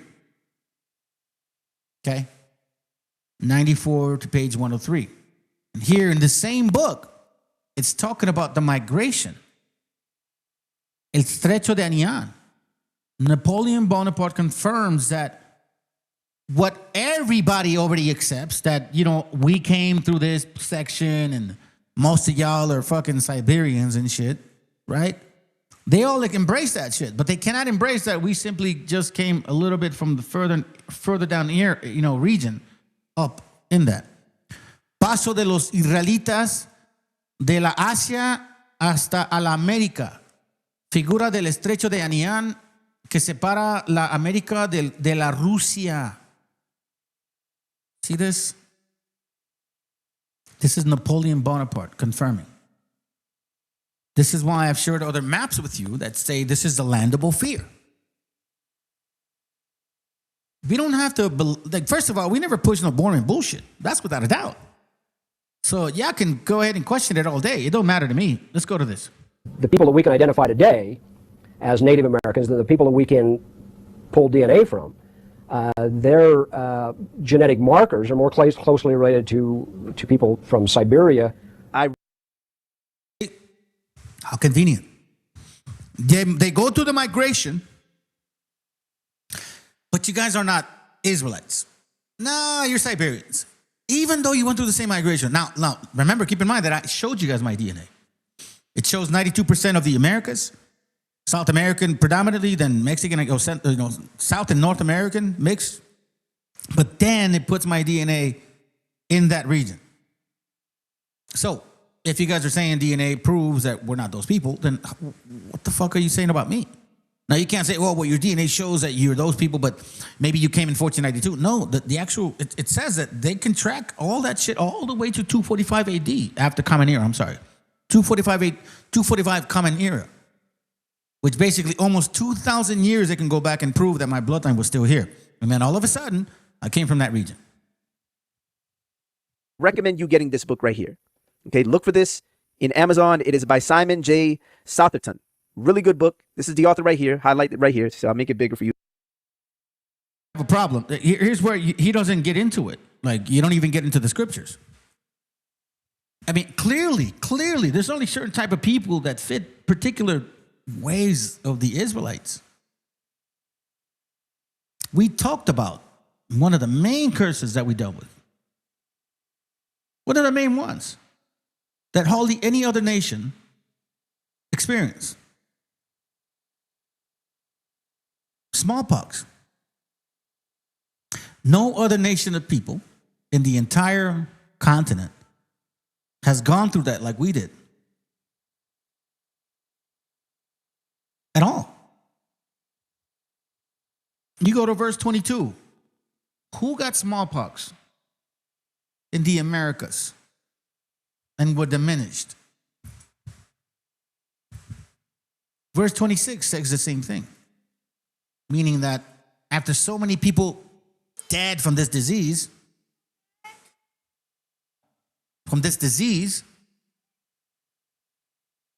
there would be nobody to pick you up, to bury you.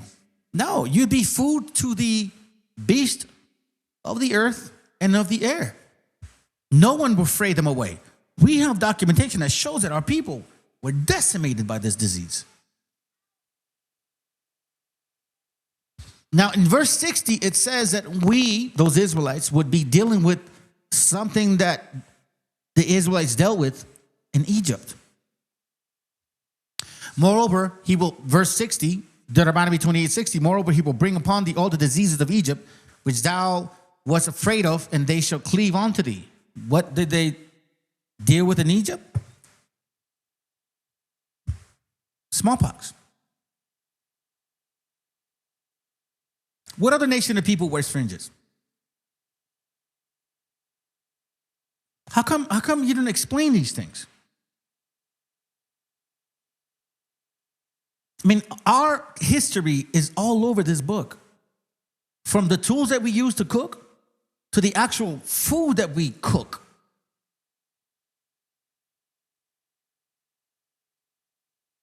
I mean, I don't understand why you want to show this whole concept of, well, the lunar stone isn't real. Okay, what other nation of people do you know of that has a diet that includes grasshoppers? Leviticus 11:22, even these of them ye may eat, the locust after his kind, the bald locust after his kind, the beetle after his kind, and the grasshopper after his kind. Pause. So you'll be able to see the book, the author, when it was published. This book debunks the Mormon claim. Okay? That's number one. Number two, another point.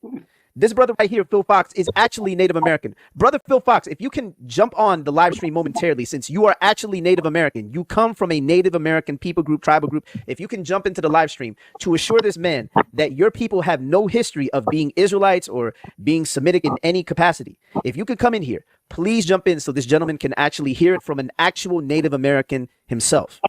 Okay? So my friend, listen to me. I'm not trying to disparage you. I believe that you're trying to be sincere. Do that. It's impossible for you to do that. I'm not disparaging you. I don't want you to think I am. I'm letting you know, and I want you to know that I care about you. But I feel that if your beliefs are not aligned with the more racist belief of the Hebrew Israelites, then some of these things are just your opinions. You're saying, now this is important, you don't think any of these things are salvific in nature. You don't think that if someone disagrees with you that they're not right with God, correct? Ain't no question. Okay. Some of the other things that you may have said, I think it might necessitate a deeper conversation. I feel like, right now there's more that I think we should probably get into, and we're not going to have time to get into it tonight. And I have someone else that's waiting who was already here before you. So I wanted to make sure, though, if we could actually have a so shout out to the brother BK. He actually has the book. If by the way, okay, do me a favor. Do me a favor. Pull up the Udo Aztecian language. Yeah. Pull up the hear me out tradition. Hear me out for a second. Yeah, so we actually have evidence that the Aztec language is not connected to Hebrew. In fact, even that name Azteca.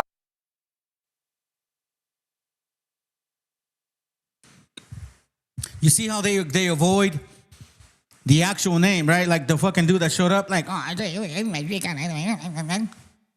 dumbass. You're an embarrassment to your family, bro. If you showed up just to try to like impress your wife, you look like a fucking fool. And the sad part is that you did that for that purpose. You can go show her, that's what you did. Like, oh, look what I did. I did it for you, my gringuita. I did it for you, my Edomite woman. Fucking weak. Let me show you something real quick, bro. Hold on. Let me see. What did he say? Hold on. Hear me out for a second, bro. Hear me out for a second. Yeah, so we. All right, hold on. Let me look for it. We actually have evidence that the Aztec language is not connected. Okay, yeah, that's what I was looking for. Okay, the Aztec language. The Aztecs. All right, let's go to this real quick. We can start right here. All right, let's look at this real quick. So remember, keep in mind that they're saying that, the name Aztec has got no similarity to anything. Oh, what? They blocked me on that book already. These bastards. Hold on, let me see if I can find it. The words of Jesus in the original Aramaic.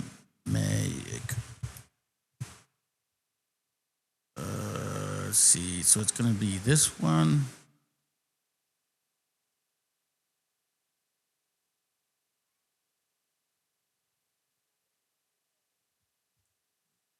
Hold on.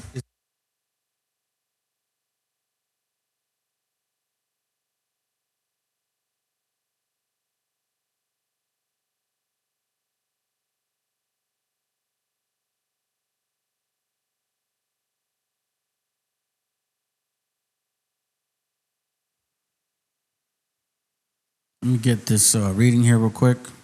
Hold on. Let me see if I can get the.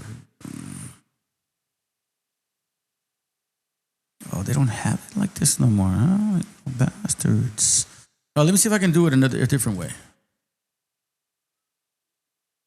They used to have this book available.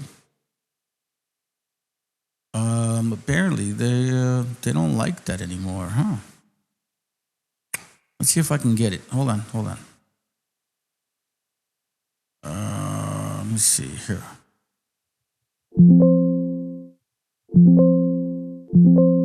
Nah, it's gonna be hard to find it here. Unless, let me save it. Hold on, I'll do it quick.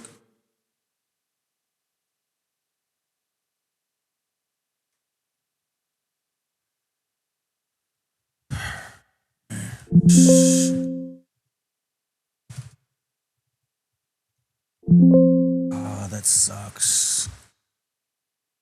They're not gonna let me do it. Nope. All right, let me try this other one, okay? Give me a second.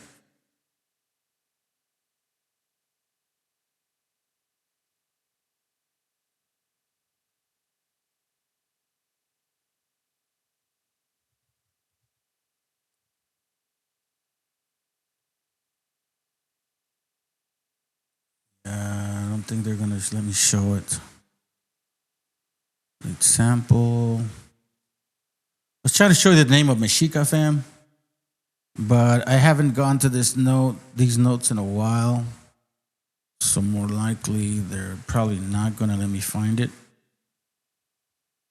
MESHIACHA, pronounce.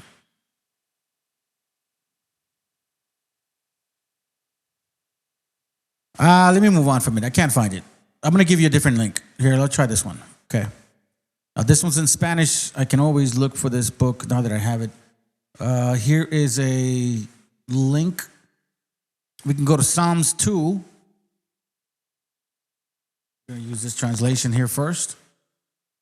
We'll go to the lexico. Then we go to the, verse 2. Then we go to ungido. Okay? Ungido means Messiah, Mesías. Persona consagrada, ¿verdad? That's what it supposedly says. Okay? And then you start looking at this right here. Meshiach. Meshiach? What do you mean, Meshiach? You look further down, and you start seeing, forms and transliterations. Hamashiach, Hamashiach, right? Then it says Messiah, Mashiach, Messiah, Messiah, Meshiacha, Meshiach,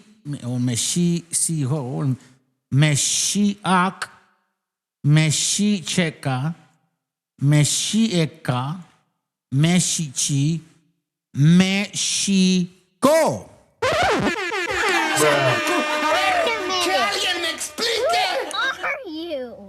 Or Messiah or Meshiacha.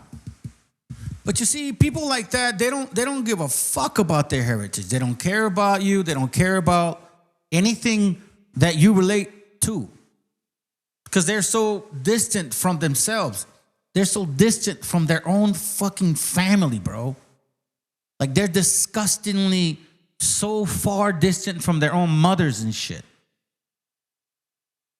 So now they want to come and show up and try to tell you that, nah, that's irrelevant. That doesn't matter. None of that shit matters.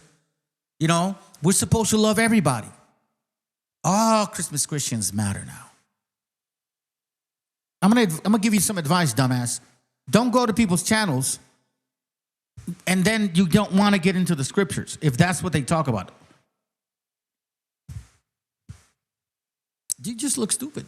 And you're still here. This is how I know that you have an obsession with me. And this is really that's really gay, dude.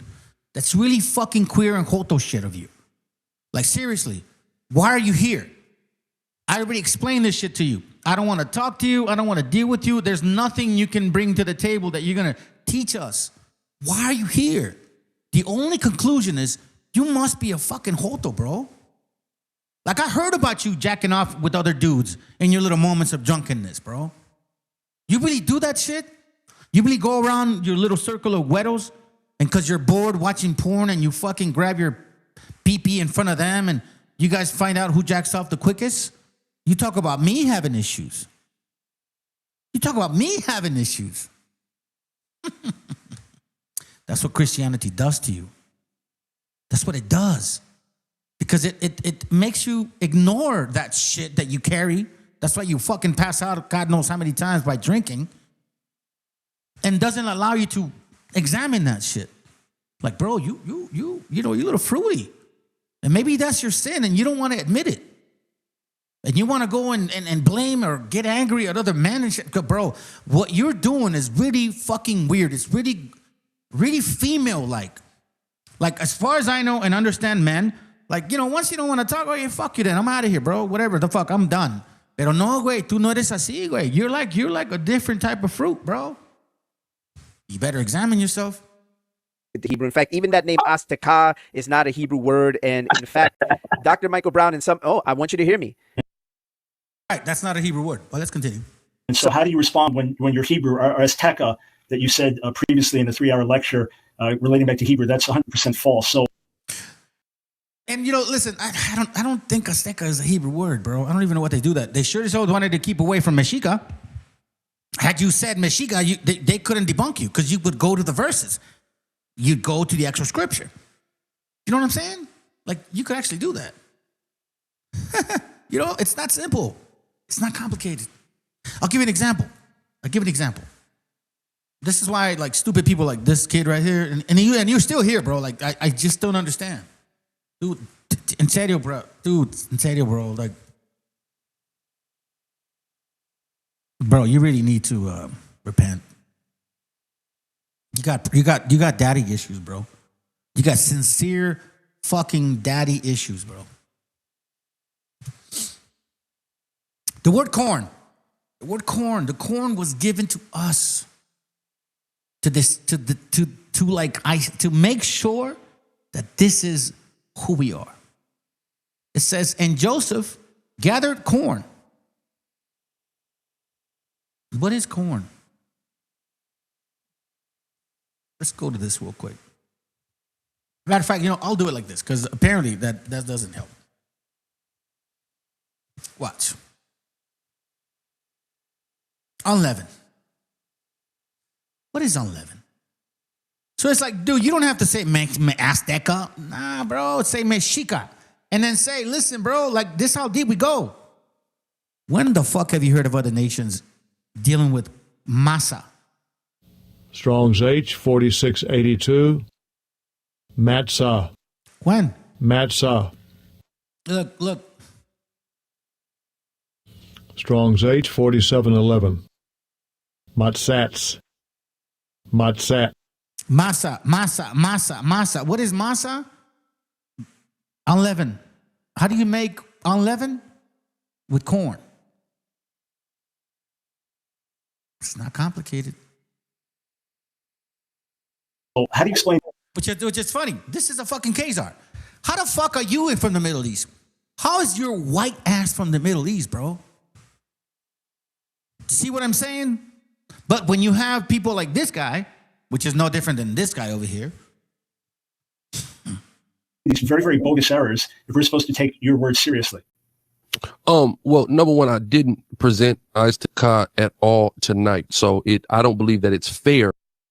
But what? I didn't present Azteca at all. So, you know, I don't think it's fair. That's stupid, bro. I mean, just handle it. Just admit, it was a mistake. Yeah, you should have used Mexica. But you didn't. What up, brother? Good to have you here, bro. Sindo. You missed it, bro. I had a Christmas Christian that was arguing with me because actually he didn't have no point. He said, I don't know what you teach. It's confusing. So I'm like, so then why are you here arguing with me about the fact that you don't know what the fuck I'm talking about?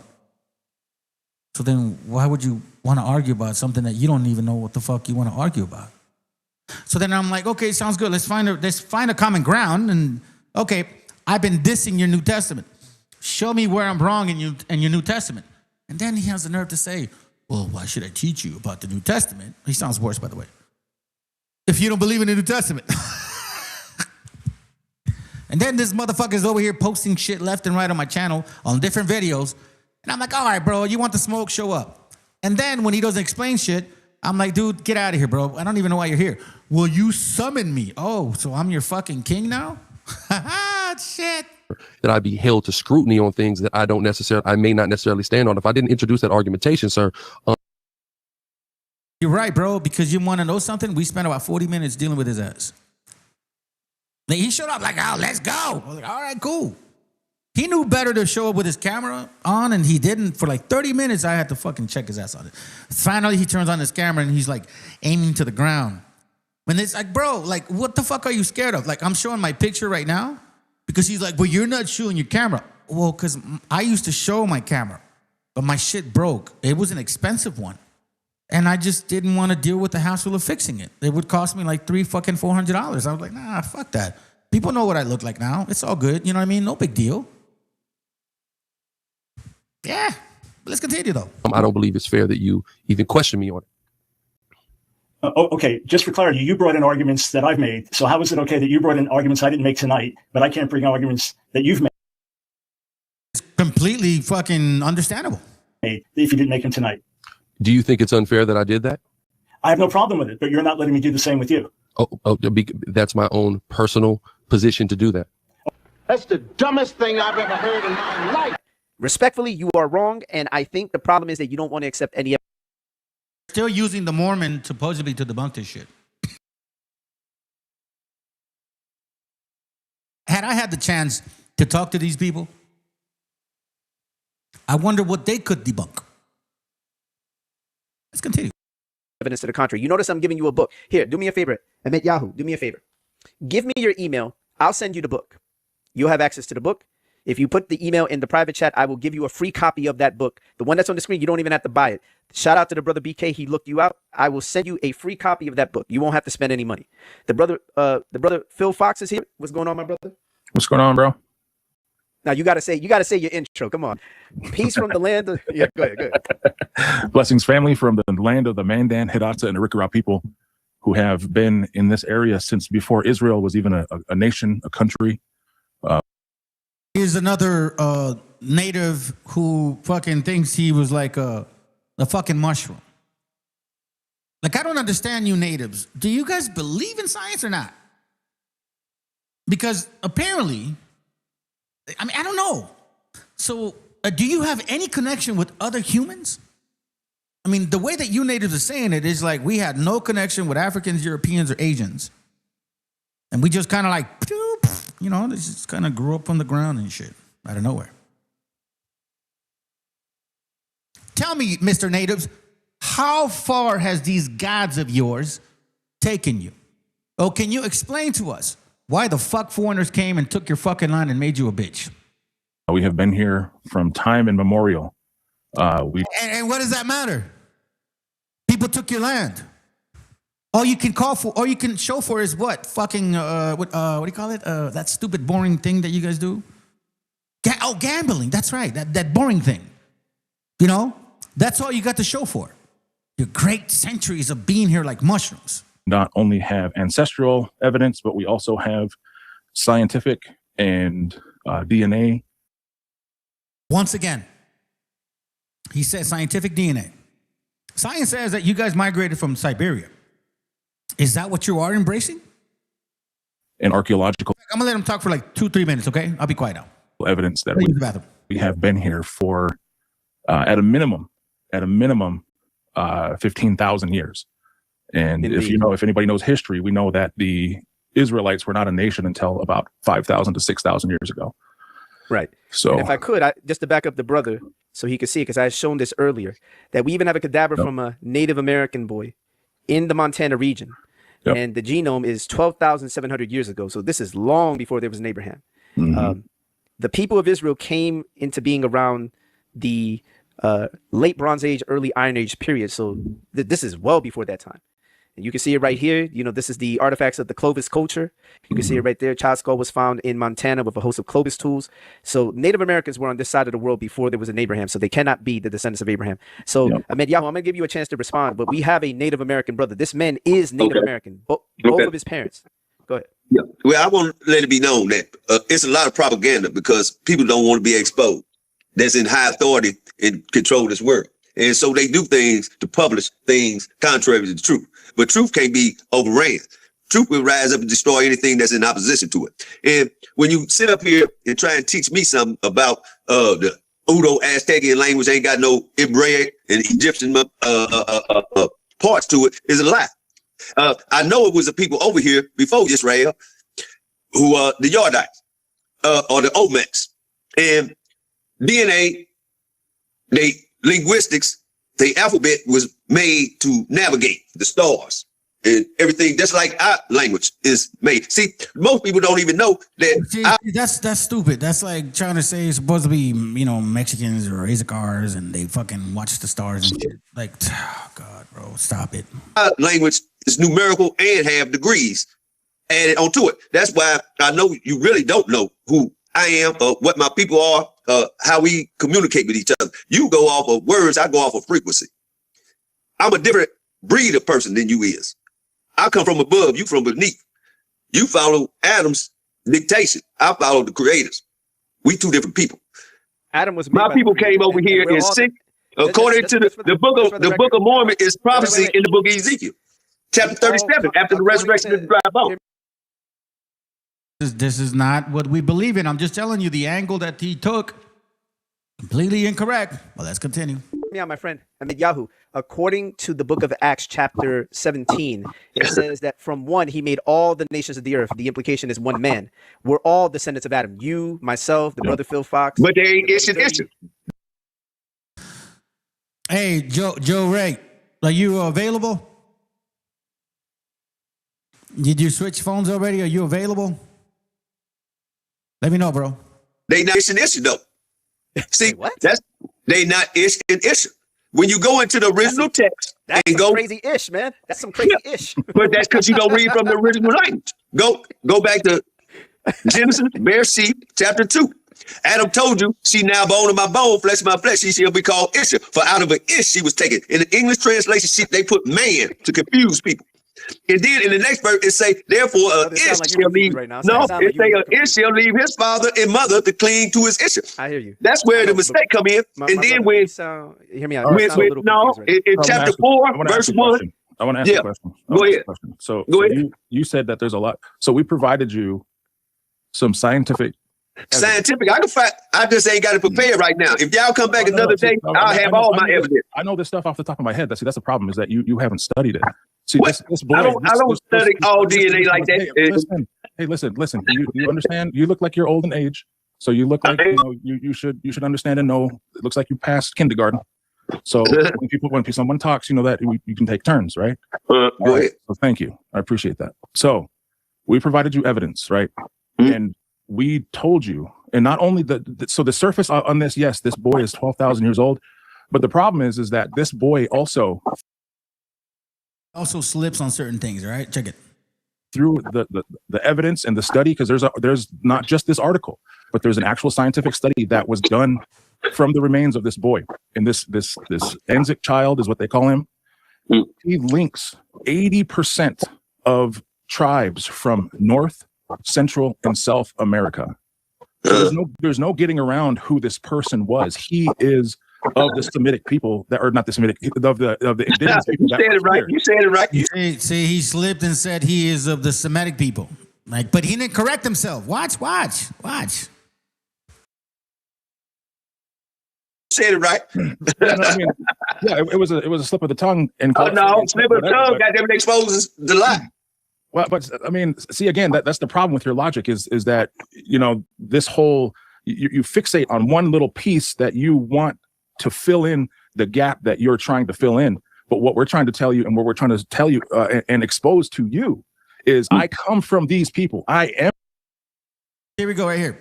So I come from these people. I am these people. The same thing that the dude that was here earlier. Are you those people? Do you come from those people? Because, you know, we mix so much. You see the angle. So the way that he wants to supposedly, if you want to say I'm inflated, deflate me is by questioning my root. Oh, I must be white. You know what I mean? Like, there's no way I'm an Israelite. Oh, fuck no, we're mixed. And then I say, well, I mean, if I answer that, let me ask you this, since you asked me.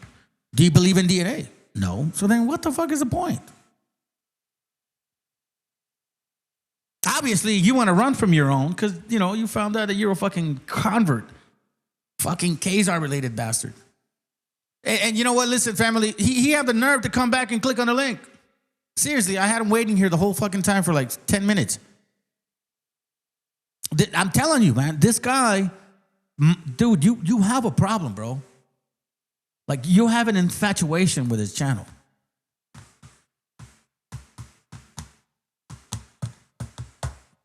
Let's go. These people. I can go back 8 generations on any side and tell you exactly who those. I have the understanding of who my people are, who my people were. We are not gone. But I have you Hebrew Israelites who are trying to tell me. I'm not a Hebrew Israelite. I'm not a Hebrew Israelite. Anyone, Mormons, whomever, take your pick. But y'all know better than I do because I have grew up and I lived this culture. I am this culture. This is who I am. This is. About you natives, bro. You motherfuckers grew up around white people. What culture do you have?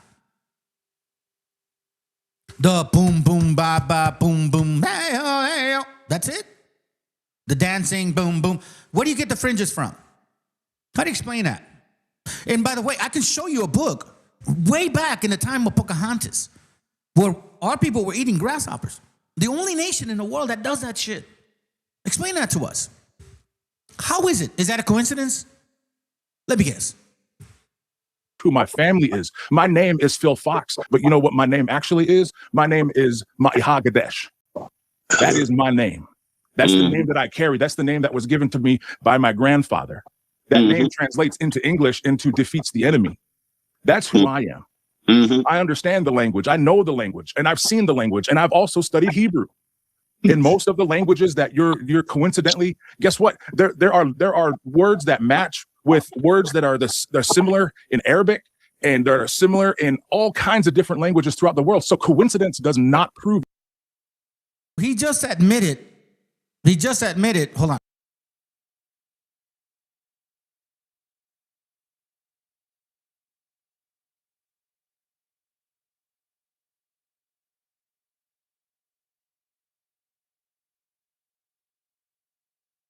Your point, my brother. Oh, well, if some words are Aramaic and they have similarities, you know, that's just a coincidence. Nothing is a coincidence. Nothing is a coincidence. Do you want to know why nothing is a coincidence? Because it doesn't work like that. Everything is done for a purpose. Everything is purposeful. Let me show you something real quick.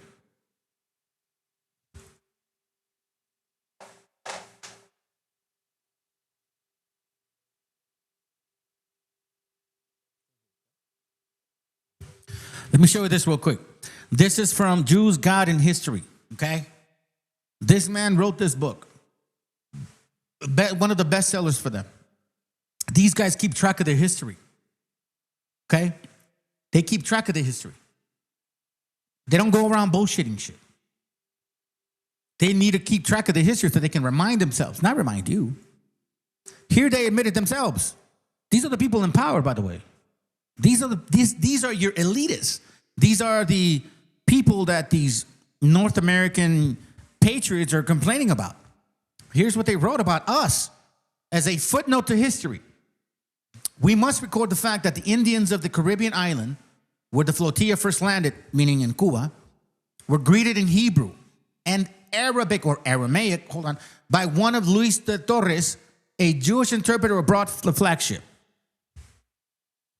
He said, let me remind you, he's like, even though we have some similarities in some Aramaic words, it doesn't make it a coincidence. I understand the language. I know the language, and I've seen the language, and I've also studied Hebrew. In most of the languages that you're coincidentally, guess what? There are words that match with words that are they're similar in Arabic, and they're similar in all kinds of different languages. Similar in Arabic. Okay, watch this. Let me show you something.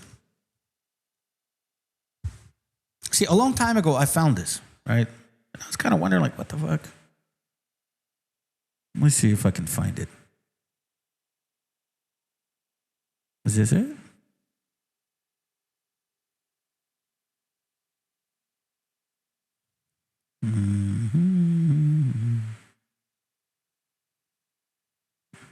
Give me a moment. Let me look for it.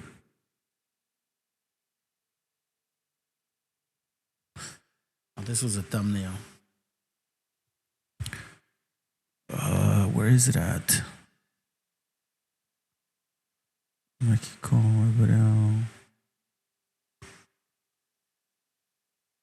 Syria.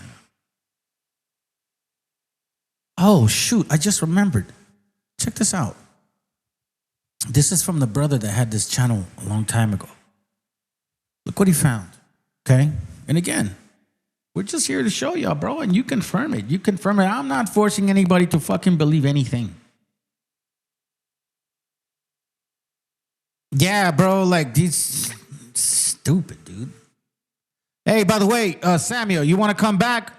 You can come back, bro. I got somebody that wants to talk to you. So go ahead and hit the link again. I got someone that wants to talk to you. I'll sit back because you can't handle me, bro. You know what I'm saying? But I know that this brother right here would love to fucking talk to you. This says here right here, con razón Cristóbal Colón en su primer viaje a América trajo un intérprete llamado Luis de Torres. Similitud entre el náhuatl y el árabe o aramea.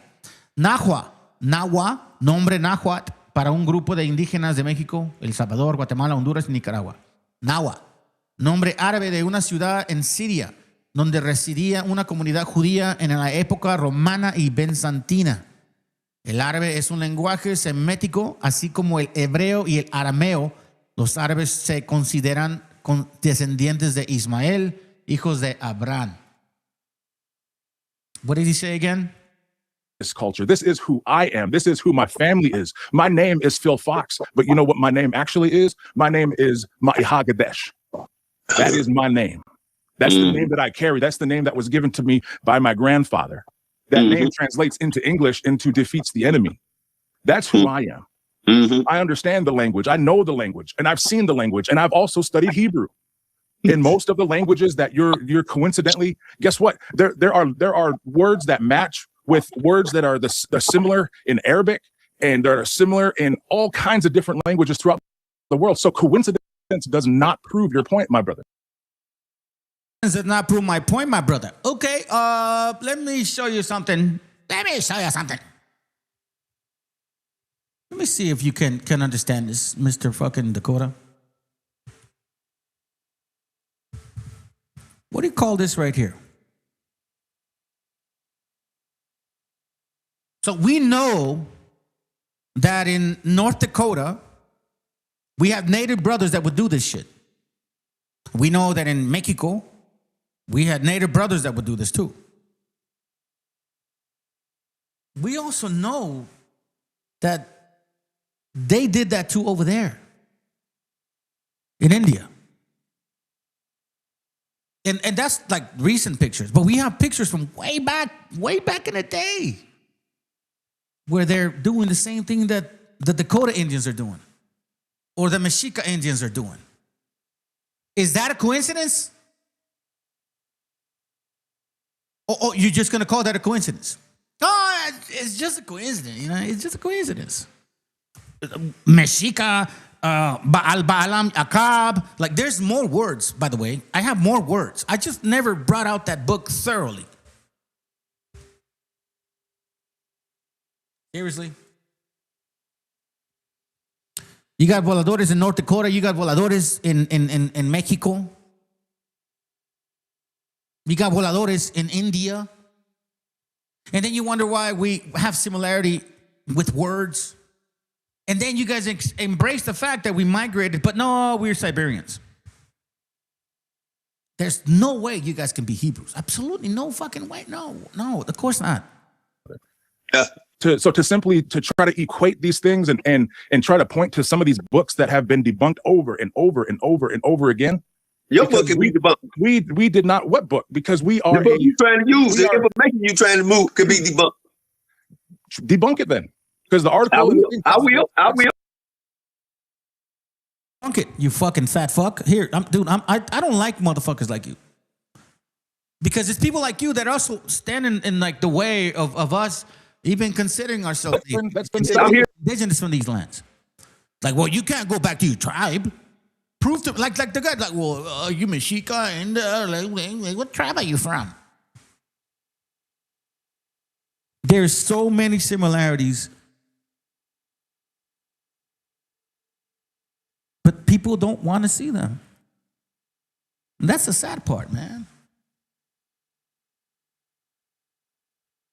What was I going to show you guys? We already showed this. Once again, though. Strong's H6117. Akav.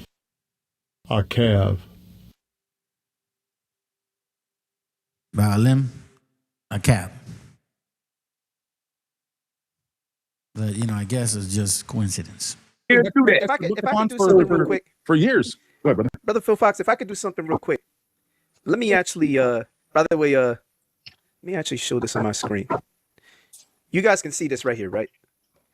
Los Luna Stones. This is from Dr. Michael Heiser's website where he talks about the Los Luna Stones. And that's the thing. Like, we don't even care about the Luna Stones. We can go to clothing, diet, tools to cook, folklore, pronunciations, names, similar apparitions, concept of a queen of heaven. We got beans, lentils we got carne asada, we got ceviche in the scriptures. They use the same griddle or kumal that we use. Millstones, they call it, or metates. The concept of farming. Ceviche is in the Bible. We don't care about the Luna Stones. Even if that mattered.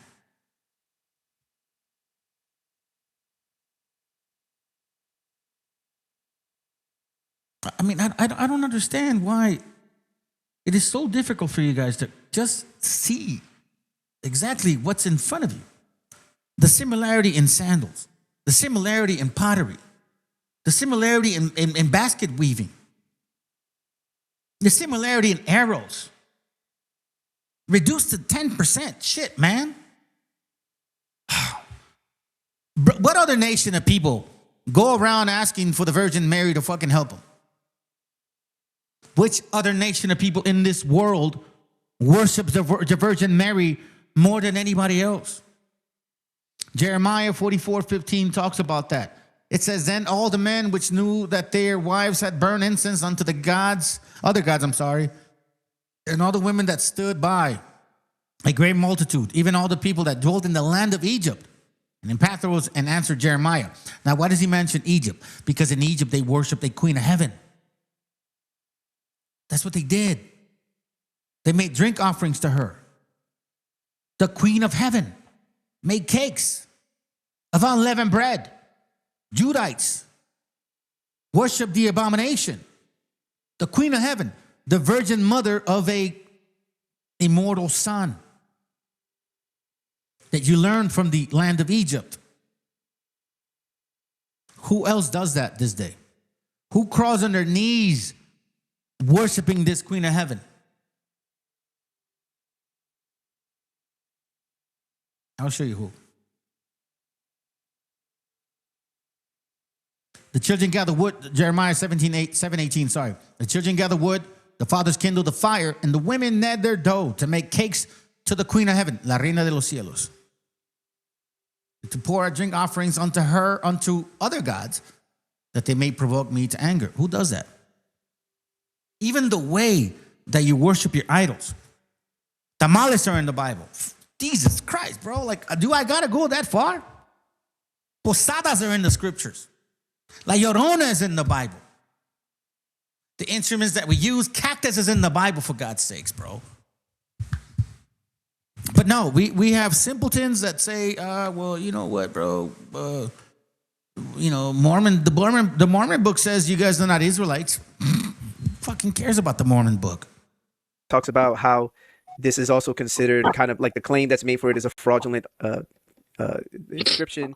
Indeed, Mormons would seem to benefit the most ideologically speaking from the authenticated Hebraic inscriptions. But in 1953, I found out a group of 5 archaeologists from Brigham Young University in Utah made the trip to Mystery Stone and found themselves unconvinced. Among them was John Sorson, who wrote a letter to the editor of the Mormon Sunstone Review in the 1980s, stating that though the scientists were, quote, quite thrilled at first sight, he notes that, quote, the surrounding petroglyphs were heavily patinated, whereas none of the carvings on the Phoenician stone were thus darkened. Welby Ricks, another of the Mormon archaeologists, concluded finally in the 15th Annual Symposium on the Archaeology of the Scriptures at BYU that, quote, the 10 Commandment stone found near Los Luna, New Mexico is a fraud and his descendants if they pre-exist him in a completely different people from him. That's because the story you believe. It's not the story that I know. That's where we come into conflict. But I'm telling you that the story that we tell. You going off of people in the 1900s, in the 1900s. No, my ancestors. All your research come from the 1900s. No, the stories that we know that have been passed down from. No, your reviewed evidence come from the 1900s. It don't come from antiquity. Regardless. What I'm telling you, I am telling you. That's the you problem. saying to me. You ain't telling me a damn thing. You saying to me. Wait. Yeah, you saying to me. Whoa. Why you gotta cuss, man? Bro. I mean, why you gotta be? Because you say you. Oh, why you gonna cuss, bro? Bro, stop it, man. Just stop. You see, when you question men's mind and shit, and then all of a sudden they want to cuss, then he's not insulting you, dude. You know what I'm saying? He didn't say "fuck you, bastard." He didn't say none of that. I wonder how they would have dealt with somebody with like for example, not even like somebody like me, just anybody that would have brought up all these examples: cilantro, fringes, millstones, matete, kumal, grasshoppers, you know, carne asada, masa, unleavened bread, corn, beans, lentils, ceviche, cucumbers, garlic, concept of farming, the apparitions that the Maccabees talked about, that our people saw in the skies as well. The concept of the weeping woman, how it relates to the Llorona, the relationship with Chapulines, right? The turkey peacock concept, the land of Ophir, Arsareth.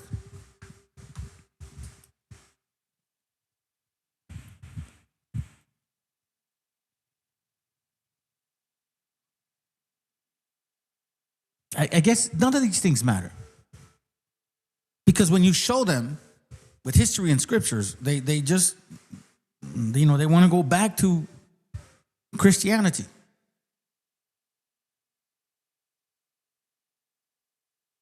What? Dude, it's just so crazy, bro. Two powerful, which I don't agree with one of them, but two powerful things that identify you. Grasshoppers and worshiping the Queen of Heaven. Because that's what the Israelites were about. Corn, grasshoppers, and unfortunately, going back to the Queen of Heaven. That's you, indigenous brothers and sisters.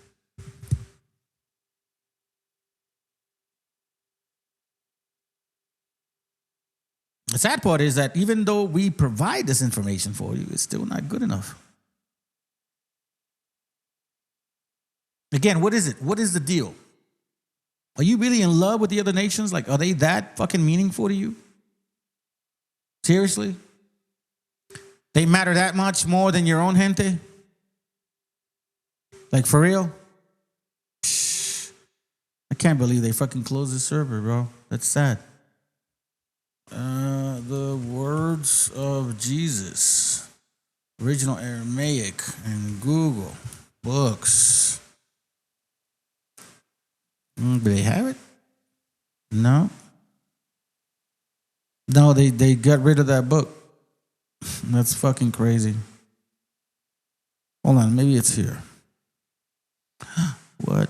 Hold on, family. Hold on.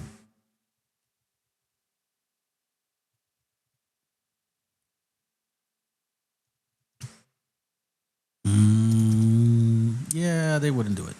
Let's continue. Telling me something. You can't tell me nothing. I am telling you because I. No, you saying you making a statement. You making a statement. Because yeah, you making a statement. No, you can't never tell me nothing. Wait, just so I can get a little bit of order for the gentleman here. With my elders for hundreds, if not thousands of hours. Yes. Yeah. This brother right here, this is important you hear this. This brother is Native American. Ahmet Yahoo, you are not Native American. He is the primary source. You're going to tell me? He is the. Oh, so this is where we go with, fam. So if I come at them, what are they going to say to me? Oh, you're just a Mexican? You're just a Mexican. Right. Even though he admitted Semitic similarities in languages, just because we have some similar pronunciations in Arabic, that doesn't make it right. I study Hebrew, which basically he sees the connections. But like every typical dumb fucking native and stupid fucking Mexicans, you guys do not ever feel like you have that privilege. Y'all are so crab-like mentally that you just don't want to take it. Like, yeah, God loves me. And when we say prefers you, you take it like, oh, but we can't diss the other nations. Tell that shit to your kids when they call them beaners. Oh, that's right. Your kids don't look raza, they look white. So they don't experience that. I had to explain that to my kids when they would call them beaners and shit. Or wetbacks. See, my kids don't look white like your kids. Maybe that's the problem with people like you. Primary source, bro. Well, my last name ain't Fox. You know what I'm saying? Philip Fox sounds like a white guy. Exactly. He ain't the primary. I'm gonna show BK. Hold on. He ain't the primary. He might be to you. Yeah. So check it out. So perfect timing. You're talking about these stones, right? This is from Civilizations Lost and Found, Fabricating History, right? It says here, there were rabbis who could indeed read the inscription. Abraham Geiger, a highly respected German rabbi and scholar of Hebrew, concluded in July 27, 1860, New York Times, that the Decalogue stone inscription was, quote, the bungling work of an unskilled stonemason, and the strangeness of some letters as well as the many mistakes and transpositions was his fault. The letters are not antique. It is not a relic of hoary antiquity. This was debunked 1860, bro. 1860. Still using it today. He uses it. But I present these things to you and you guys can't debunk it. I show you where the Mexica meaning comes from. English and in Spanish. I show you where Jacob, I show you where unleavened bread, I show you all these things, but that doesn't matter. I'll show you the apparitions, I'll show you the weeping woman, fringes, comal. What else did we go through? Sandals, weaving baskets, instruments. And you can debunk this. Yeah, this is simple. It's just simple to debunk. It says here, the cross offered his opinion that the Decalogue stone was a grotesque forgery that could not be taken seriously. It wasn't even a good forgery, bro. Who is the source of this information? Is it a Christian? Is it a Christian? They gave the source of this information. It's right here. Frank Cross, Harvard University professor of Near Eastern language. I'm giving it. I'm answering you, bro. I'm answering you. You want to know who said it, right? It says right here. Frank Moore Cross, Harvard University professor of Near Eastern languages. Do you have a doctorate in Near Eastern languages? Wait, I gotta say.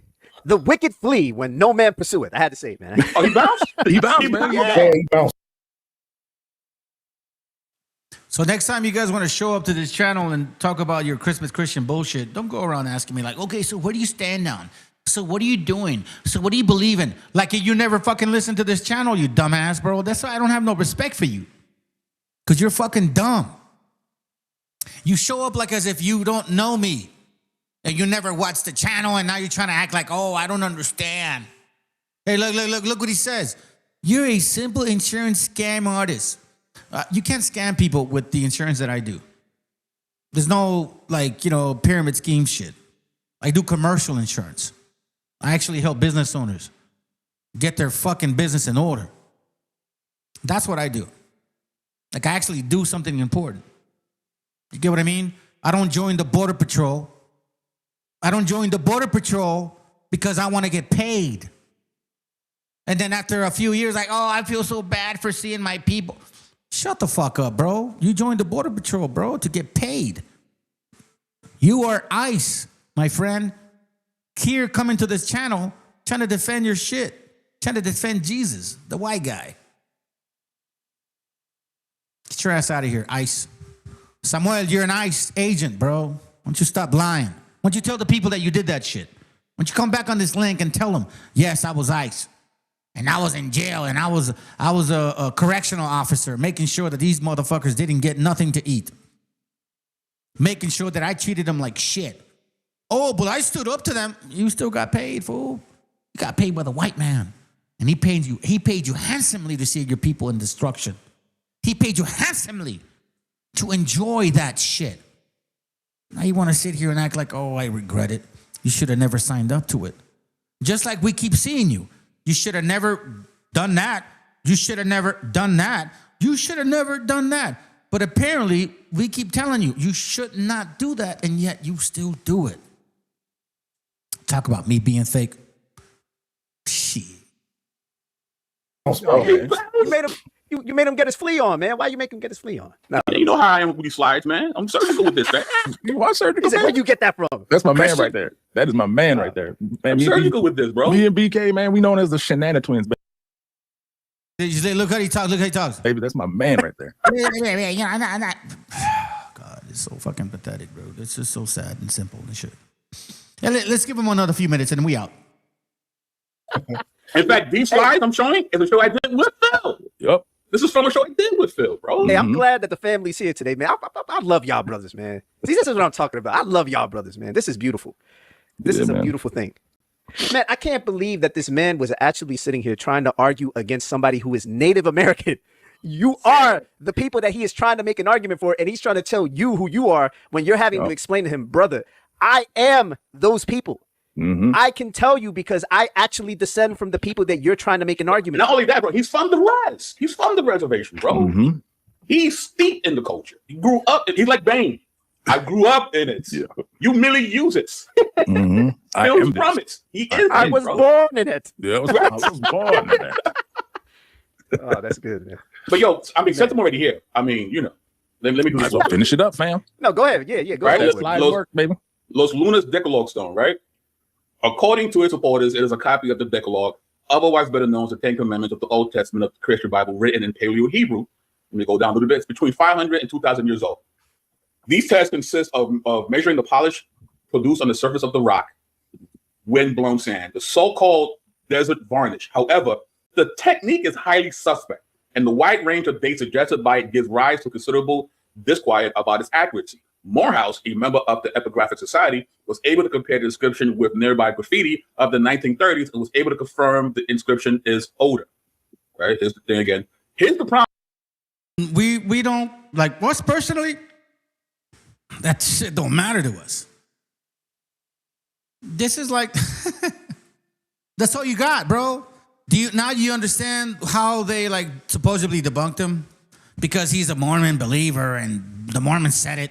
The Luna Stones and all this and that. And then they go and show the stupid gorilla butt plug Hebrew. And he's like, oh, Azteca is a Hebrew language. It's not. I mean, if you break it, but that's too much verbiage. You just go simple. But see, the moment they give you Mexica is that honor. What they have to say, that name, Mexica, is a Hebrew word.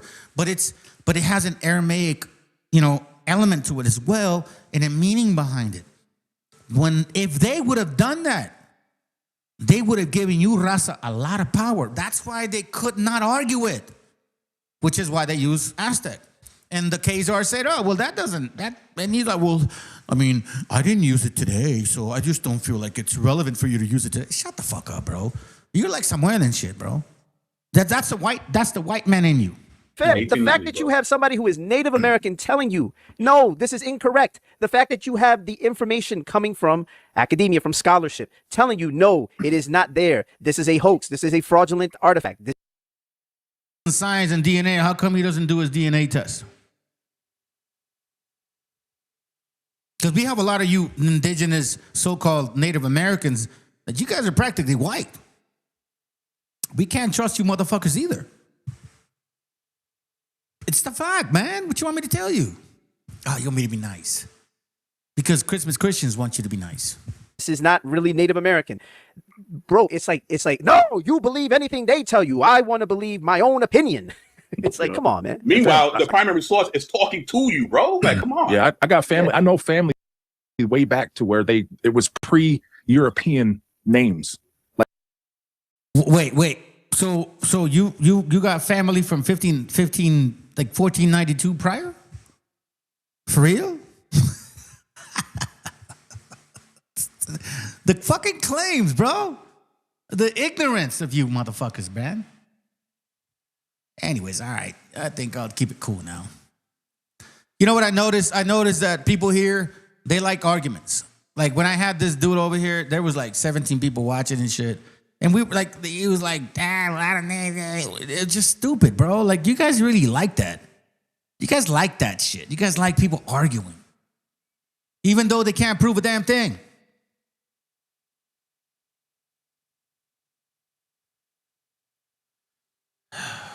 Here, let me show you this video, man. I want to show you this video. I've been saving it for a while. We ain't doing no more bullshit. We ain't going back to no stupid-ass Christmas Christian dumb doctrine.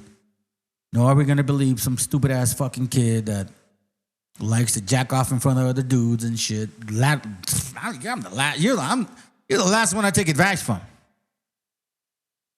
Nasty, dirty bastard. The fucking nerve of you to come to this channel, bro, and act like you fucking know some shit. I know more about you than you know about yourself. This week I got into a little bit of controversy unintentionally because I said something that I've been saying for years. It wasn't anything new, but I made the point, and I want to make it with you.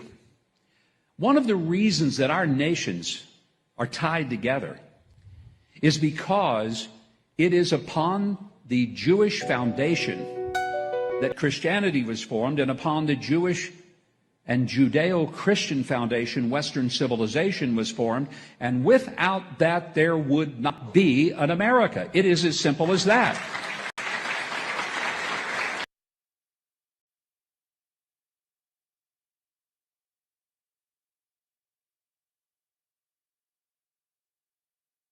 He's not lying. He's absolutely not lying. I'll show you why.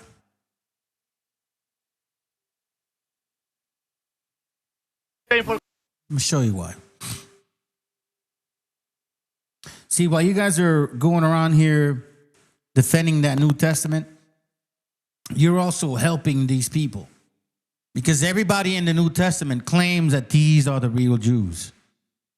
Everyone in the New Testament. Every single one of you. You're not, some of you are like, oh, they're not. Well, technically, you're admitting it. Because you're just a branch of Christianity. And they all believe this shit. Listen to this, man. This is what you're supporting. Tensions flared at the UN as Israel's ambassador Danny Danon traded sharp words with the special representative for children and armed conflict, Vanessa Fraser. Wait, I have to make a point of order. Because this is what the chair should be doing. You spoke. I make a point of order. They should not be personal. It should not be personal. You part of the bullying. I have a point of order. Shame on you. I have a point of order. You spoke. I will not walk out. You walk out. We have verified evidence. You part of this. This is a point of order. You part of this obsession. No personal attack. The shouting erupted as Israel was blacklisted for sexual violence in war zones. Its first time on the UN's register. Yet, these findings are hardly new. Last year, UN human rights investigators concluded that Israel's use of sexual violence since October 2023 had become systematic.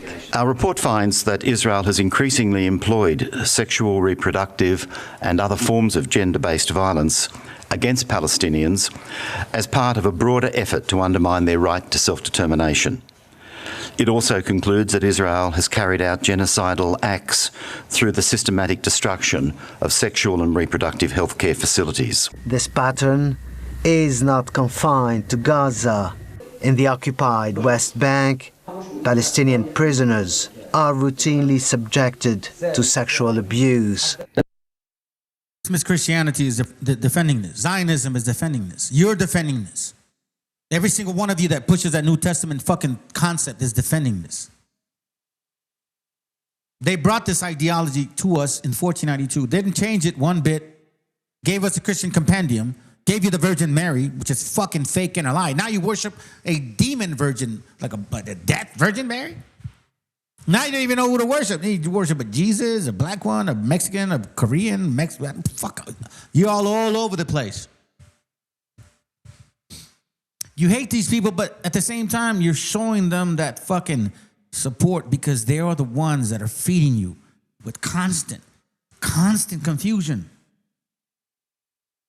And if you don't know what I mean, I'm going to show you right now what I freaking mean. Let's continue. They stripped me, beat me, and something was forced inside of me. The pain was unbearable. They laughed at me, they mocked me, one grabbed my genitalia. I screamed. Another whispered in Arabic, "Don't scream, be quiet." Earlier this year, Israeli rights group B'Tselem exposed conditions faced by Palestinians inside Israeli prisons, including sexual violence, deliberate starvation, and denial of medical care. Many people know about these abuses, yet little is done. That lack of accountability is exactly why these crimes continue to be repeated. Bassam Bunenitiati World.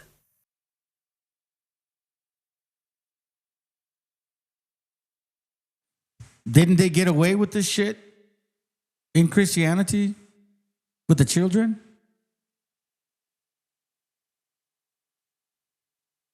Look at this. I'm not going to stop. Y'all defending this shit. Disgusting bastards, bro.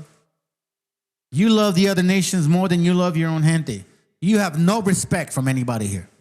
So Donald Trump says, we didn't meet out of desperation. Iran did. They were finished. We'll play out the 60 days. They get no money, not 10 cents. Well, it got community noted. It says, per Article 6 of the Islamabad MOU, the U.S. committed to a $300 billion plus reconstruction plan for Iran, finalized within 60 days, contradicting no money, not 10 cents. I just wanted to highlight, just like give a little historical characterization of the information that we're seeing here, because offspring to prevent them from creating more offspring. These are the settlers. And she almost, I think her lip quivers, and she almost starts crying as she says, they're offspring. I'm pretty sure that's true. That's what I was told. To prevent them from creating more offspring. These are the settlers in waiting, keen to start a new life, to annex Gaza for Israel. But what are the Palestinians who live in Gaza now? I just think we need to kill them. Her name is, look at this, you can't see it. Her name is Reshit. Reshit. You ever took a shit so bad that you had to reshit just to reset? Sometimes you have to reset by reshitting. Well, this is that person's name. She's Reshit Guella. Charming. It's such a charming name. What will we name this baby, Avram? I just took a shit, and now you just pooped out a baby. Let's call her Reshit. Reshit, I love it. It's a great name. Very good, yes. Surely she won't get made fun of at the kibbutz. Every one of... She is the shit of a shit. She is the Reshit. I just reshit my pants. Who just shit my pants? I believe it was Reshit. Have we milked this joke enough? Is it done? That's it. Speaking about more than 2 million Arabs, they will not stay there. We, Jews, will be in Gaza. That sounds like ethnic cleansing. That seems sociopathic. It sounds like murder and ethnic cleansing. Will be in Gaza. That's it. Speaking about more than 2 million Arabs, they will not stay there. We, Jews, will be in Gaza. That sounds like ethnic cleansing. That seems sociopathic. I can. Wasn't it? No, not at all. This is normal. No, a single loaf of bread should go there. This is very normal. No, this is. You go and you do mass killing. Thing that these Christian Zionists were thinking when they showed up to our lands. We have the promised land. We're going to take it. You guys are savages. You know what I'm saying? Like, they've been treating you guys like Palestinians before Palestinians were treated like Palestinians. Way to remind you? Let me remind you. Mexicans have been treated like Palestinians before Palestinians even knew what the fuck that meant to be treated like Palestinians. Let me remind you.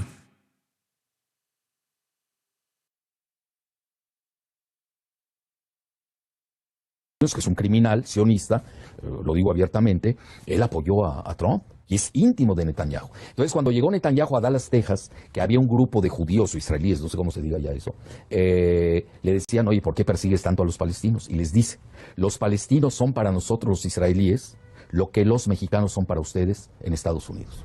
Entonces yo veo la palestinización de los mexicanos en Estados Unidos. Con todos los componentes. ¿Cómo? Con todos los componentes, porque primero Estados Unidos le roba el territorio a México, después le termina de construir un muro, después los ataques xenófobos y racistas por un componente étnico y religioso también. ¿Qué falta? Bueno, falta el último capítulo. Vamos a empezar a ver, hay que tenerlo en el escenario, una gran discriminación sobre los mexicanos. Eso a mí me queda muy claro. Y Estados Unidos, porque aquí la pureza blanca del WASP, del racismo, supremacismo, es igual que la pureza inventada de los nuevos judíos del siglo XXI, que ni son semitas. Lo digo con responsabilidad. Hoy uno llega a Tel Aviv y el 25% habla ruso. Son de origen házaro. Los házaros, lo digo también con definiciones puntuales, son mongoles centroasiáticos. No son semitas. En Estados Unidos, que es un criminal... I'm glad I showed that at that time. There's this channel that I watch. It's called Professor Dave. This dude is about straight me. science. You know, He's straight science, right? The other thing that I find from the this is why, like, I don't talk about stuff that I don't know about. I've been watching him for like 6 months, off and on. But then the last 3 months, I've been listening to him a lot, right? And because he breaks down stuff. He explains it, and then he shows the sources. He doesn't just say shit. Like, that's what I like about people.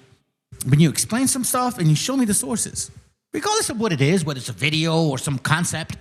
Like, this motherfucker showed up, why are you showing other people's videos? Do you not realize that other people on YouTube do the same shit? Well, I don't have a channel. Well, I don't give a fuck if you do or not. Then why are you here? Well, I don't know what you're teaching. Then why are you arguing with me? Because I want to argue.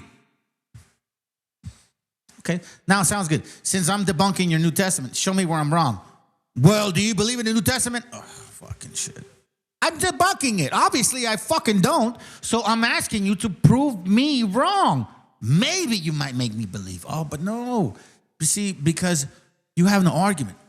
You just want to call and talk. Like you want to do with everybody else in your little chats. You just want to talk. You like want to talk to men, bro. Like, why don't you talk to your fucking drunk wife and spend some time with her? You know what I'm saying? Like, bro, I'm telling you, man. I feel sorry for your sons. Let's continue. This is why I like, by the way, let me go back to this. This is why I like this brother, bro. Because he breaks it down and he's like, listen, man, I fucking love it. Not even on the scientific level, these fuckers are getting checked. About me? You know, the other thing that I find from the other side of the spectrum of people, you know, there are people on both extremes that are Guys sound like anything like Middle Eastern. No, he sounds like a fucking German, right? Okay, sounds good. Watch this. Completely unreasonable, and I get attacked by both of them. So another one claims that my analysis is a fraud. And the guy who claims that defines himself as a professor. He is calling himself on his YouTube channel, Professor Dave. Now, this guy doesn't even have a PhD, not to speak about the fact that he never held a professorship in his life.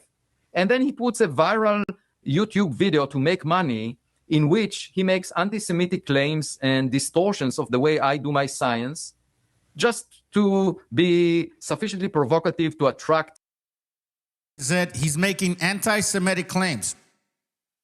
Now I listen to Professor Dave, bro. He didn't make nothing like, oh, you're lying because you're a Jew. He did not say anything like that. But this is their excuse. And it's the same excuse that Christmas Christians give us. You're attacking me because you don't believe in Jesus.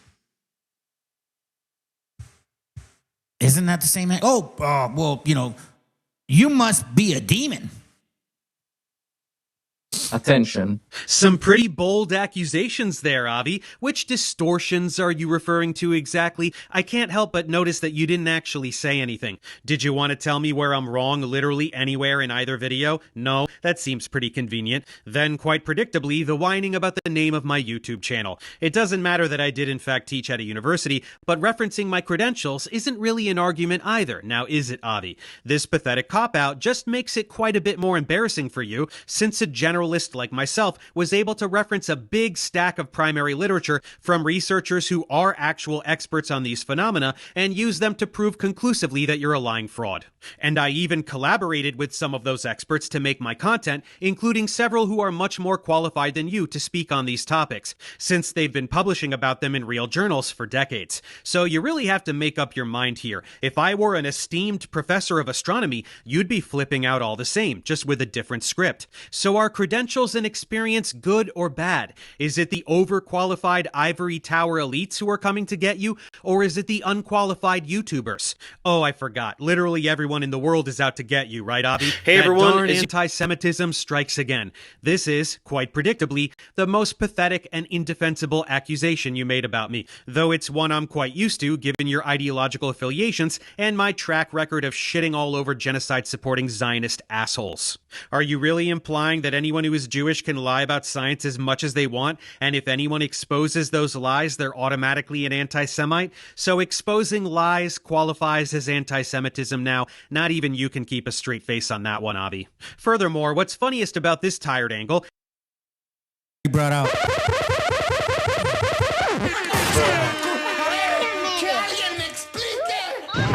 That's gonna hurt! Look at this, listen. Is that you and all your piece of shit Zionist cronies are not Semites. Ashkenazi and Sephardic Jews like you and Bibi and all the rest are European. You literally are not a Semite, while Palestinians are Semites. Therefore, Zionists are, in reality, anti-Semitic. Uh-oh, looks like you're gonna have to be chased off the Harvard campus with torches and pitchforks, Avi. Deport the anti-Semite. The campaign to stop anti-Semitism has spoken. Anything else? And my... I love it, dog.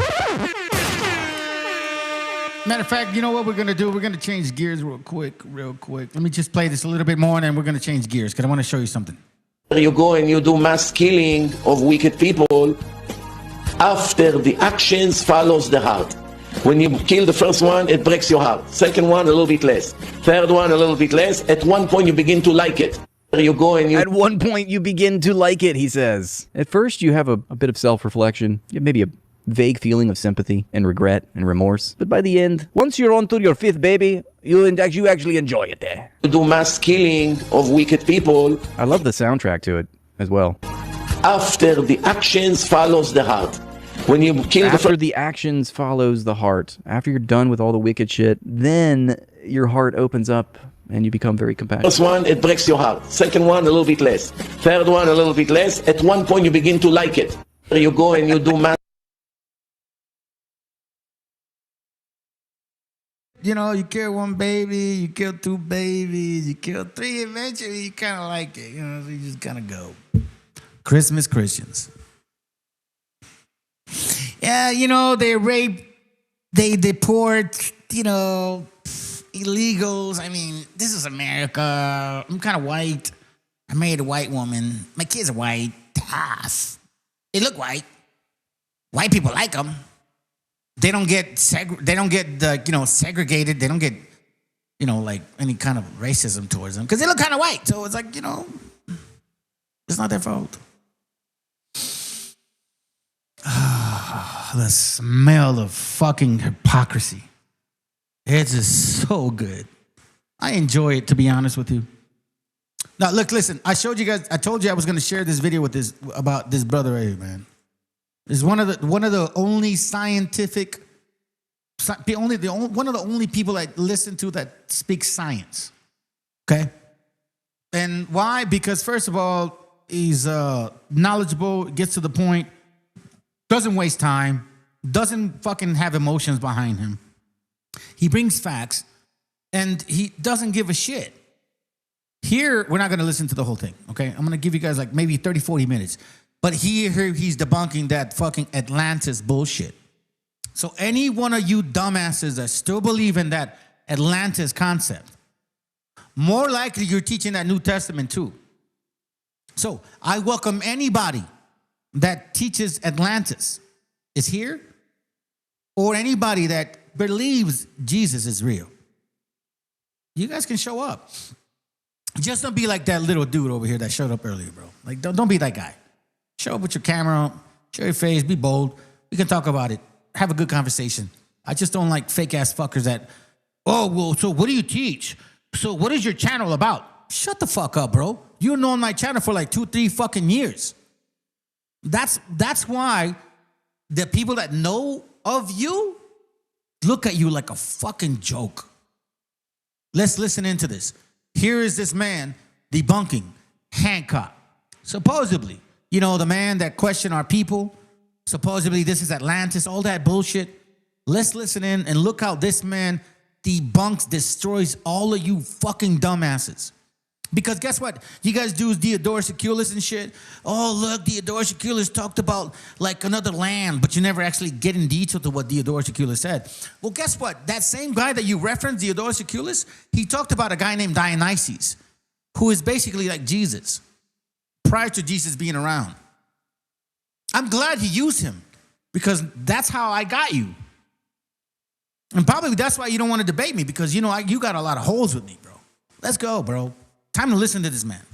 Hey everyone, as you are well aware, I enjoy debunking pseudoscience and charlatans of all varieties, and one area I have yet to tackle is pseudo-archaeology. What is that, you ask, and who's peddling it? Well, a number of people lately, so let's dig into it. Most people know what archaeology is. It's the study of human history through its material remains. We dig up ancient cities and learn about our past through the structures and artifacts we find. This is science, and archaeologists are scientists who follow a rigid empirical methodology, as is explained in great detail over in my archaeology series, which is part of a larger series on anthropology. But just as with every other area of science, there are those who bastardize this field to gain notoriety and make a buck. Physics has its electric universe cranks who make pseudo-documentaries for Gaia. Nutrition has its healers and supplement peddlers who direct their gullible targets towards their endless array of useless or even harmful products. Archaeology is no different. Charlatans in this realm peddle fabricated tales and pure whimsy as a challenge to real science, and it is a narrative that has grown increasingly popular over the past few decades. There was a time when pseudo-archaeology was limited to ancient aliens on the History Channel. That's right, the guy with the crazy hair we all laughed at. His name is Georgios Sokolos. He was silly, and the show was silly. Atlantis, aliens built the pyramids, all of the classic nonsense, some of which we talked about when debunking Billy Carson. Most of us simply marveled at how the History Channel had sacrificed its integrity to promote sensationalist filth, and went on our merry way. But sadly, this type of content has slowly gained enough popularity to weasel its way out of the fringe and into the mainstream, primarily. This is why it's important for me to show you this aspect of what because we deal with this shit. See, these are the Cracker Barrel motherfuckers that showed up with their like, remember this guy, this fucking dude, bro. Oh my God, yeah, even like my wife my wife every now and then watches this guy's fucking show, dude. This fucking dude, bro. Well, you know, the aliens, they came and built the pyramids. These are white people coming to our continent telling us who we are. But yet these fucking white people can't come and tell us who the fuck they are. No, they don't tell us. Do white people tell you who they are? No, they say they're white. They say they're Europeans. But hold on, go back. Since you're so involved in the Bible, who the fuck are you in the Bible? And you see, when you start looking at them, they're Odin, Valhalla, worshiping a wooden Gatter, cause chaos, the deity of the Edomites. That's why they hide that from you. They want to tell you who you are. They want to tell us who we are. They want to tell blacks who they are. They want to fucking break down Asians, where they come from. But do you ever see white people explaining who the fuck they are? Where the fuck they come from? They give you Viking bullshit. They give you some Christian dumbass Greco-Roman shit. But they don't go deep into who the fuck they are. No, they want to do that to us. He was silly, and the show was silly. Atlantis, aliens built the pyramids, all of the classic nonsense. This is why I think it's so fucking dumb. Oh, by the way, I should have played this before. No. I apologize. I'm sorry. I'm not jumping back and forth. I just don't want to forget this, okay? I should have played this before because I had that in my mind, and I just didn't follow through with it. So I'm going to play this video for y'all because I also thought about this shit. I also showed you guys how culomeados, curomeo, wabos, all these fucking dumbass piece of shit, like believers that supposedly negros were here. We're seeing the World Cup, family. We're seeing the World Cup, and we're seeing African motherfuckers from Ghana, from Senegal, from Cabo Verde, from South Africa. We're seeing these negros, and they look just like these Negroes over here in America.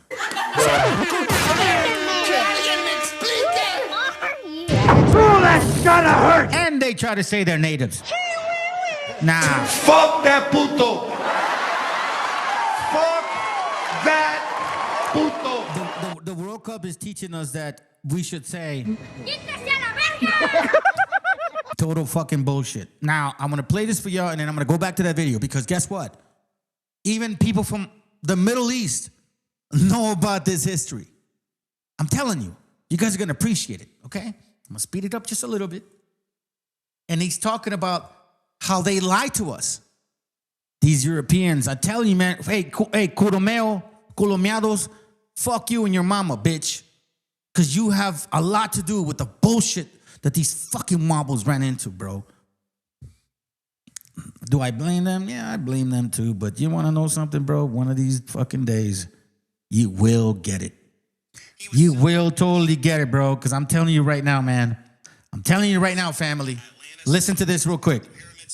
Shut up. Before California existed, this land had a name. A real name. Given by real people. And they erased it completely. They took the land. And they took the name. When you erase a name, you erase a people. This is what they never taught you in school.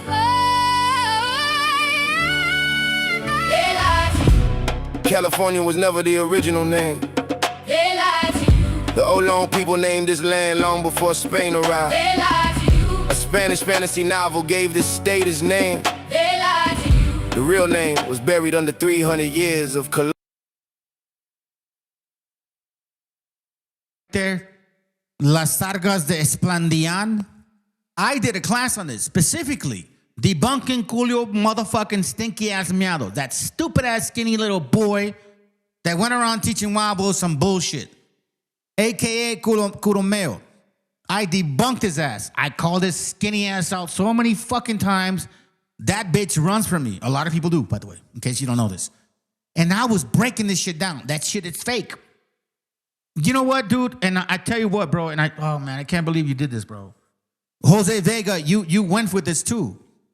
Jose Vega, you believe this is Atlantis, and this is how you're gonna get debunked as well, bro. I can't. I gave you the space, man. I thought maybe you could teach some shit, but nah, bro. You use straight up fucking Negro wobble concept.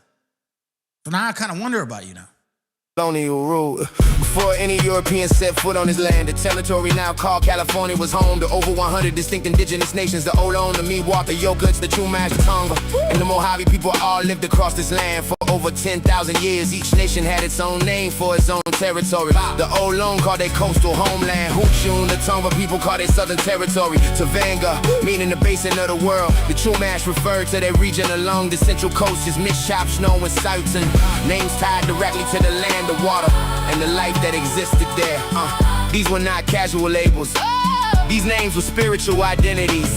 They described the geography, the resources, and the sacred relationship between the people and the earth. There was no single name for the entire region because it was never one place. It was hundreds of nations, each sovereign, each name, each populated by millions of people across thousands of years of documented civilization. They took the land, Then they took the name. when you erase the name. You erase the people. This is what they never taught you in school.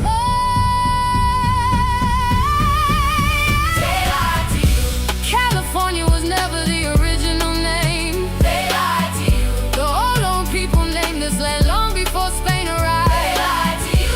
A Spanish fantasy novel gave the state its name. They lied to you. The real name was buried under 300 years of colonial In 1510, a Spanish writer named Garcia Rodriguez de Montalvo published a fantasy novel called Las Surgas de Esplandian. In that fictional story, he described What?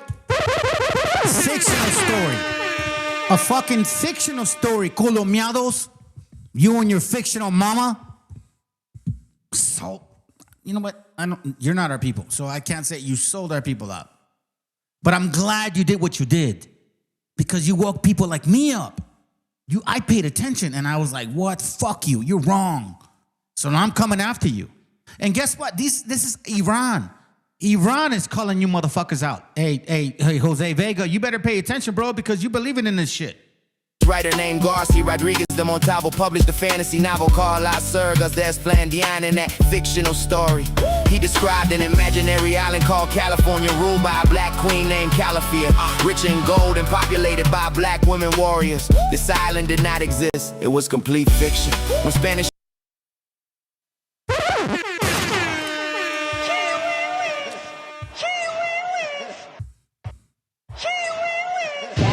That's gonna hurt! Here, for y'all motherfuckers, bro. Payday. You want payday. They want payday, I know that. bro. They want payday, dog.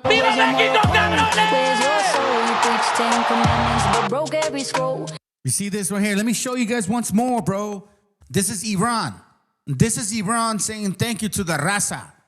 This is Iran saying, yo, wake up, raza. This is Iran saying to you motherfuckers, yo, listen, bro. We have a relation. You're not from Siberia, motherfuckers. Y'all Hebrews, Semitic bloodline, powerful fucking voice, and wonderful people that love your kids. Like, people show up, like the guy that showed up, like, oh, you hate your wife, you he thinks like I have a horrible home. What else can you assume? Because that's what white people do. That's white mentality. You see, like, he lives with a white woman. So he assumes like every white person, oh, he's probably a Mexican dude that treats his wife wrong and doesn't raise his kids right. I told you, he's a fucking crab. Or is he really raza? Nah, he's not, fam. He's in love with the white pussy. And that's what he's trying to teach you. Forget about your heritage. Forget about all that stuff that they told us. You know what? They lied to us. Don't worry about it. Christian Compendium, it's okay. Rape, slaughter, murder. Jesus is great. Fuck you. I ain't going back to that. Imaginary island called California, ruled by a black queen named Calafia, rich in gold and populated by black women warriors. This island did not exist. It was complete fiction. When Spanish explorer Hernan Cortez sailed up the Baja Peninsula in 1535, he or members of his expedition applied that fictional name to the land. They named the real indigenous territory after a made-up island from a novel. In 1697, Spain formally claimed the region under this fictional name. In 1848, the United States seized California from Mexico through the Treaty of Guadalupe Hidalgo. Following the Mexican-American War in 1850, California became the 31st state under a name rooted in Spanish colonial fiction. By 1870, the indigenous population had collapsed from an estimated 300,000 people to fewer than 30,000 due to Spanish mission slavery, American-era genocide, forced labor, and mass killing campaigns funded by the California state government. Hoochoo Mishap Snow. These were the real names. California came from a novel, a fiction. From a novel, a colonial fantasy. The people were real. The name they were given was not. In 1851, the United States government Signed 18 treaties, with California indigenous nations. promising them land reservations, The Senate secretly buried all 18 treaties. and never ratified a single one. Those treaties were hidden and classified. Senate files for 53 years. The indigenous nations, Who signed them received nothing. their land was taken, Their names were replaced, and the documents that prove their rights were locked away from the public. until 1905. This was not an accident. This was a policy of deliberate erasure. The land you call California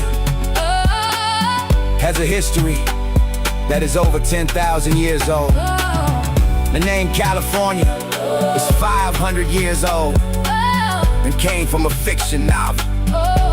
Do not let them Define the land with their imagination. look up to Vanguard. Look up the Ohlone Nation. Look up the Ohlone Nation.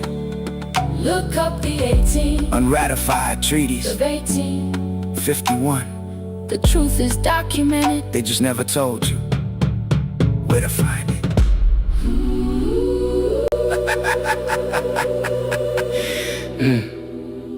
The first lyric. You brothers, I was going to play this video and then I'm going to play the actual class, continuing to the brother Professor Dave debunking Atlantis, stupid ass Hancocks, all that Olmec bullshit. Stick around, man. Y'all don't want to miss it. Unless you want to be a Christmas Christian and shit, then maybe. Unless you want Sammy to come back and teach you guys some stuff. He's no different than that brother we used to have here called what's his name? Chicloso Mugroso. Chicloso Mugroso. El Oso, that was his name. El Oso. Oso Mugroso was his name. I hope he's doing well, man. Because you know what I mean? I didn't hate that brother. But he's like, that dude did not even look kind of like Raza and shit. And he was saying he looked totally black. Like, wow. And I don't mean he looked black at all, bro. Like, First told you how the name was stolen. Now hear what happened to the people after the stealing was complete. the country from across the country telling you what the fuck's going on. They even knew about the Esplendian and bullshit because that was a story that came from the Arabic nations when they were ruling Spain. That's how come they know about it. Wake up, men colomeados, colomeo. Fuck you and your mama. Erasing the name was only the beginning. What came after the renaming was far worse.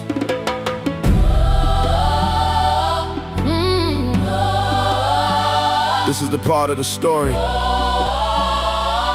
they never finished telling you. They lied to you. The missions were not built to help the indigenous people. They lied to you. The California Gold Rush was built on indigenous forced labor and mass murder. They lied to you. The first governor of California publicly called for the extermination of indigenous people.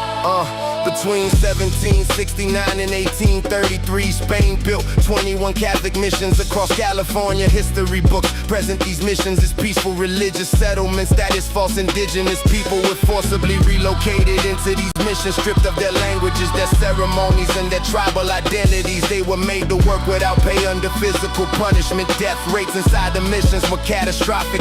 Over 60,000 indigenous people died inside California missions from disease, violence, malnutrition, and abuse. When Mexico secularized the missions in 1833, the land was not returned to indigenous nations.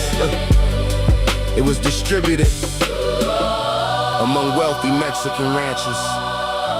Instead, In 1850, Peter Hardman Burnett, the first American governor of California, stood before the state legislature and declared that a war of extermination would continue to be fought against indigenous people until the indigenous race became extinct. These were not private words. This was an official government address. The state of California then funded and reimbursed militias to carry out organized massacres of indigenous communities across the state. Between 1848 and 1870, the indigenous population of California dropped from approximately 100,000 to 30,000 scholars today formally classify this period as the California Genocide. They renamed the land, and they destroyed the people who gave it its real name. The missions, the gold rush, the state-funded militia.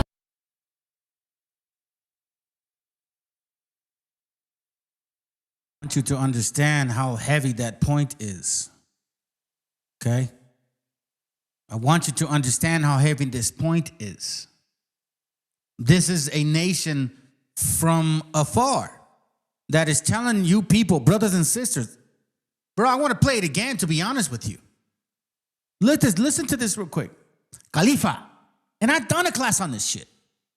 Khalifa or Califia is the fictional queen of the islands of California, first introduced in 16th century poet Garcia Rodriguez de Montalvo, which is a fucking Jew, Sephardic piece of shit bastard, in his epic novel, Chivalry. Las Sergas de Esplandian, cabrón. Oh, that's gonna hurt! Oh, but we got negros like, oh, look at this is Khalifa, the black woman. Shut the fuck up, Wabo. This is why I don't like you motherfuckers. This is why I don't like motherfuckers that believe these motherfuckers.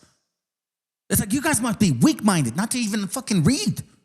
Like, if you read this shit, you wouldn't question yourselves. Here's where it gets even more interesting. In the novel, La Novela, which is fake, Califia is a pagan warrior queen who ruled over a kingdom of black women living in the islands of California, an island of the coast of Asia. But hold on, watch this. The name Calafia was likely formed from an Arabic word. Semitic language. Arabic, Khalifa, religious state leader that is known as a caliph in English or Khalifa in Spanish. Do you understand now? Do you understand now what he's saying? Do you understand now what he's talking about? Let me go back to it again. The name California is 500 years old and came from a fiction novel. Do not let them define the land with their imagination. Look up to Vanguard. Look up the Ohlone Nation. Look up the Ohlone Nation. Look up the 18 unratified treaties of 1851. The truth is documented. They just never told you where to find it.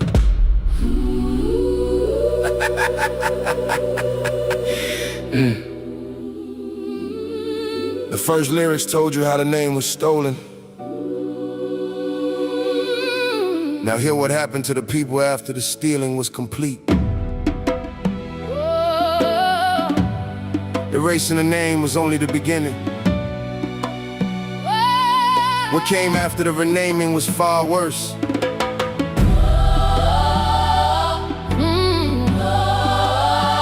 This is the part of the story they never finished telling you. They lied to you. The missions were not built to help the indigenous people. They lied to you. The California Gold Rush was built on indigenous forced labor and mass murder. They lied to you. The first governor of California publicly called for the extermination of indigenous people. Between 1769 and 1833, Spain built 21 Catholic missions across California. History books present these missions as peaceful religious settlements. That is false indigenous people were forcibly relocated into these missions, stripped of their languages, their ceremonies, and their tribal identities. They were made to work without pay under physical punishment. Death rates inside the missions were catastrophic. Over 60,000 indigenous people died inside California missions from disease, violence, malnutrition, and abuse when Mexico secularized the missions in 1833. The land was not returned to indigenous nations. It was distributed among wealthy Mexican ranchers. Instead, In 1850, Peter Hardman Burnett, the first American governor of California, stood before the state legislature and declared that a war of extermination would continue to be fought against indigenous people until the indigenous race became extinct. These were not private words. This was an official government address. The state of California then funded and reimbursed militias to carry out organized massacres of indigenous communities across the state. Between 1848 and 1870, the indigenous population of California dropped from approximately 100,000 to 30,000 scholars today formally classify this period as the California Genocide. They renamed the land. Then they destroyed the people who gave it its real name. The missions. The gold rush. The state-funded militias. All of it is documented history. Look up the California Genocide. Look up Governor Burnett's 1850 address. Look up the mission. Des Records.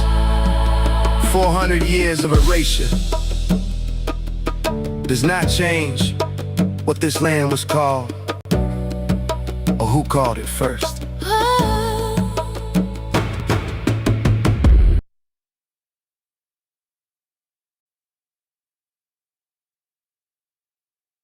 Let's get the picture. Now we're gonna continue to debunk this bullshit, bro. Let's go back to this man, because I told y'all, bro, this is why I like this brother. He debunks shit with facts. He brings sources and he puts people in check. We're only gonna look a few minutes ahead, okay? Maybe around here and shit. I am looking for another video which I think I should show y'all, but it's regarding the El Mas Puto fucking culo miados and shit. And I wanna show you guys Esplendía. Let's see. You know what, dude? I think I may do that, bro, because I don't even know about that, dude. Here, let's do this. You guys don't even know about this. So, the video that we just watched was Iran letting y'all know that the concept of California was completely incorrect. Completely incorrect. Made you believe some bullshit. Let me show you this real quick. See it right here. Culo miados once again. I don't know, honestly, man, what his agenda is. I don't understand it. Are you saying you're black like them? But then when you talk, you say them. You don't include yourself. And then what do you get out of this? If, let's say, what you were teaching was true, what do you get out of it? You know what I'm saying? Like, what do you get out of it? So today, we are going to find out if you guys want to walk with me, or you can skedaddle the hell out of here. I don't give a shit. What I am going to do is I'm going to debunk these motherfuckers. Because that's what I am going to do, okay? Fuck that puto! That's what I'm going to do. So we're going to start from the top, though. We're not going to watch the video first. So in the video, what he does is he gets into this particular concept of, like, you know, California, Califas, Califern, right? All right, I'll get to it. So he references, and so do other people, these books, or this book called Las Sergas del Esplandian. Now, I am I could say a decent reader, not a good reader, a decent reader. I was going to say a very good reader, but no. I'm a decent reader. I can read some of these things, but it will take time. So, like, for example, entonces el marinero, antes que venía pie, allá llegaban con gusto la barca a las orcillas. So there is a patience required to read this material, which is why people translate this stuff. You know what I'm saying? Now, I want to bring you to attention as to who this guy is. Garcia Rodrigo de Montalva. We're going to hear about it. Now, between 1450 and 1505, you know what I mean? So obviously these wobbles, anything that has to do with so-called old times, and then out of reference of just something that just may be them, don't work with that. Okay, so hold on, let me see something real quick because I heard about something yesterday. Oh yeah, thank you, bro. You had to post it on Facebook. It's all good, dude. Thank you very much. And you know, by the way, the reason I'm bringing this up too is because there's somebody that's posting on the channel, right? And they're all like just all over the place. Now they're Asians and shit. Anyway, so las tergas explain. By the way, I want to let you guys know that in this channel, I do speak Spanish and I do read in Spanish. So we're gonna read English and Spanish. We're gonna read English and Spanish, okay? But I'm going to try to hurry up because I have my mom here and we're going to eat some pozole today, bro. Oh, man. You know what I mean? It's going to be good. Anyways, so in this book, you know, as I said, it's kind of hard to read. So we're not going to do that. All right? But what we are going to do is we're going to obviously read other ways to read it. So now I'm going to bring you to a story here called Stories Behind the Myth of California. Now, in case you guys don't know, here in the States, when you hear or see something like the novel, you're like, oh, a novel, wow. It almost seems real. No, dumbasses, it is not real. It's like what we call novelas. Novelas are not real. They're not real. They're imaginary.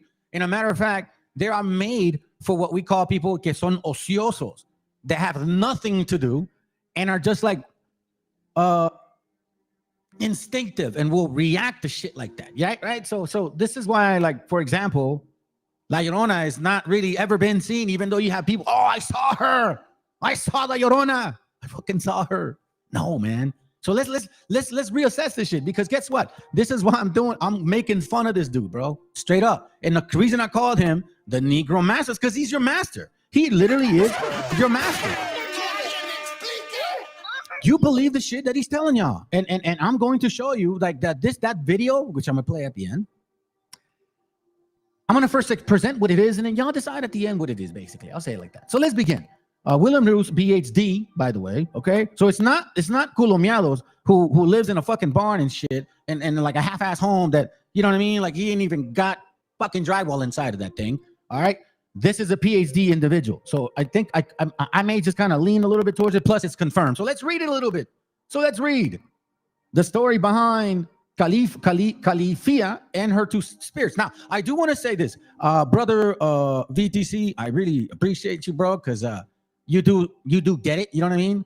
And what I mean by get it is, you know, you're not like just getting concepts just because you want to create hate. Now, bro, it's like you got questions, you know what I'm saying? You got questions, so obviously, you know, you're going to want answers. So brother VTC here, he's been posting stuff about certain things, about certain people that have been doing certain things, you know what I mean? And there's something that seems to be very common among these individuals lately, you know, so you may want to consider looking at some of these things here, right? So the reason why I'm saying that is because in the same breath, this is where that two spirit sister concept comes from. You like, instead of mayates, mayatas. You know what I mean? Like instead of that. All right, but let's continue. All right, so in 1524, Hernan Cortez was at the peak of his fame and power. I'm only going to read about 4 pages, so I'm going to hurry up. 3 years earlier, through his guile, luck, and violence, he had crushed the Aztec Empire. Now, we're talking about Hernan Cortez, who they actually will reference, okay? Wobbles always do that shit.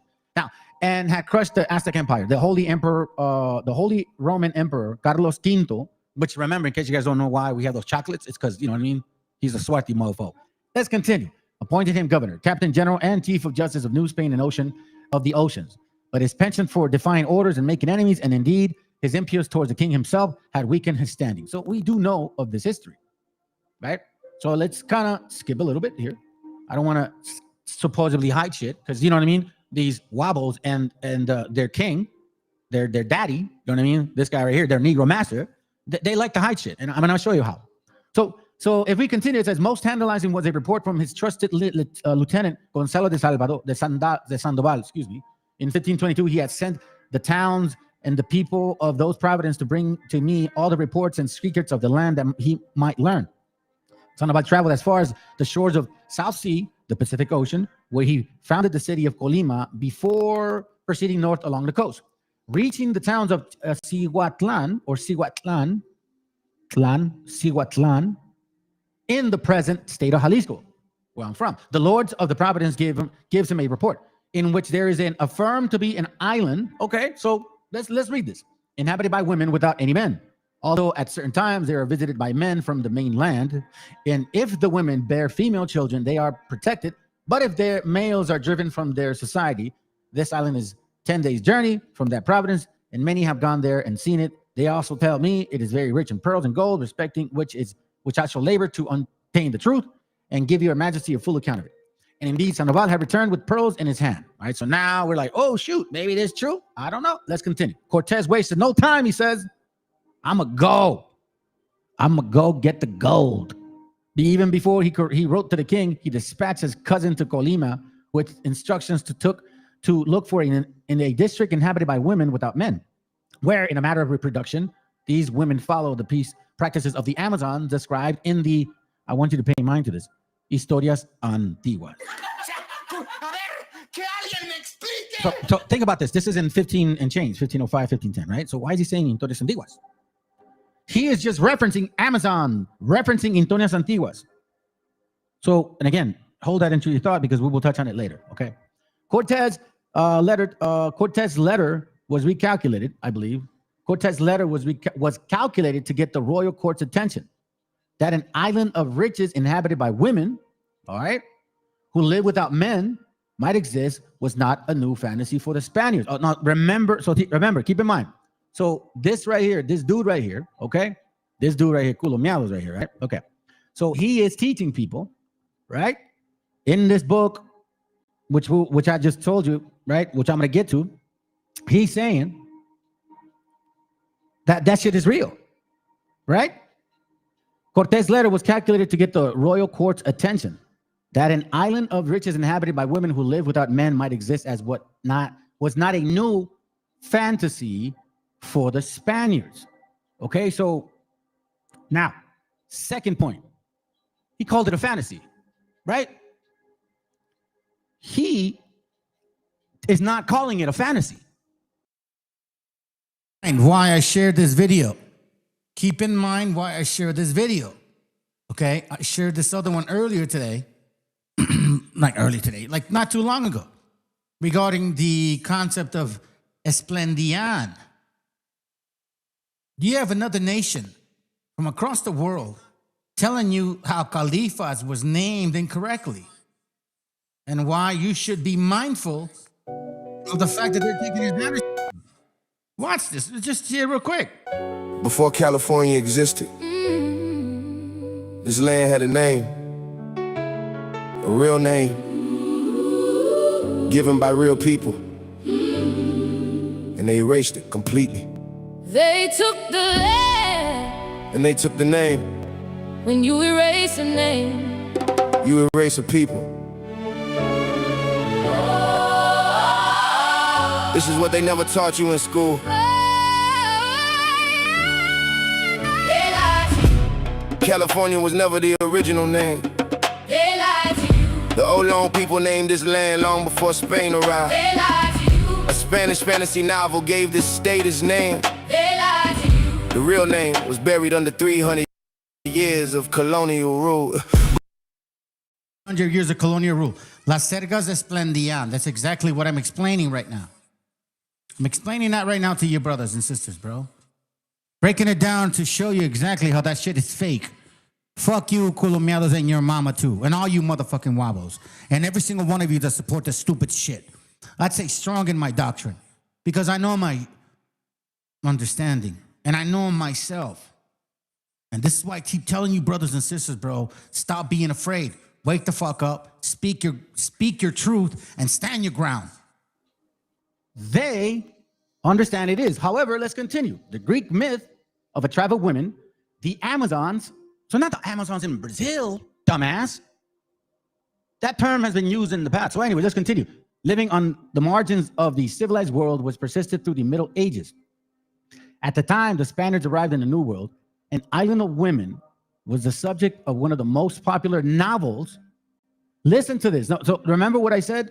Novels, novelas, right? Novels, novelas. So this is not real shit. At the time the Spaniards arrived in the New World, an island of women was subject to one of the most popular novels in the history of Spanish literature. Do you understand what this means? First published in 1510, Las Sergas de Esplandian, translated the labors of the very brave knight Esplandian. So just to kind of interject, and I did read a little bit about this, and I think we'll read later in a bit if I have time. It's really more of this knighthood. And this supposedly Khalifa's chick, she runs off and leaves with his ass. Anyway, let's continue. Was the second of the two romantic pot boilers written by Garcia Rodrigo de Montalvo. He was a storyteller, man.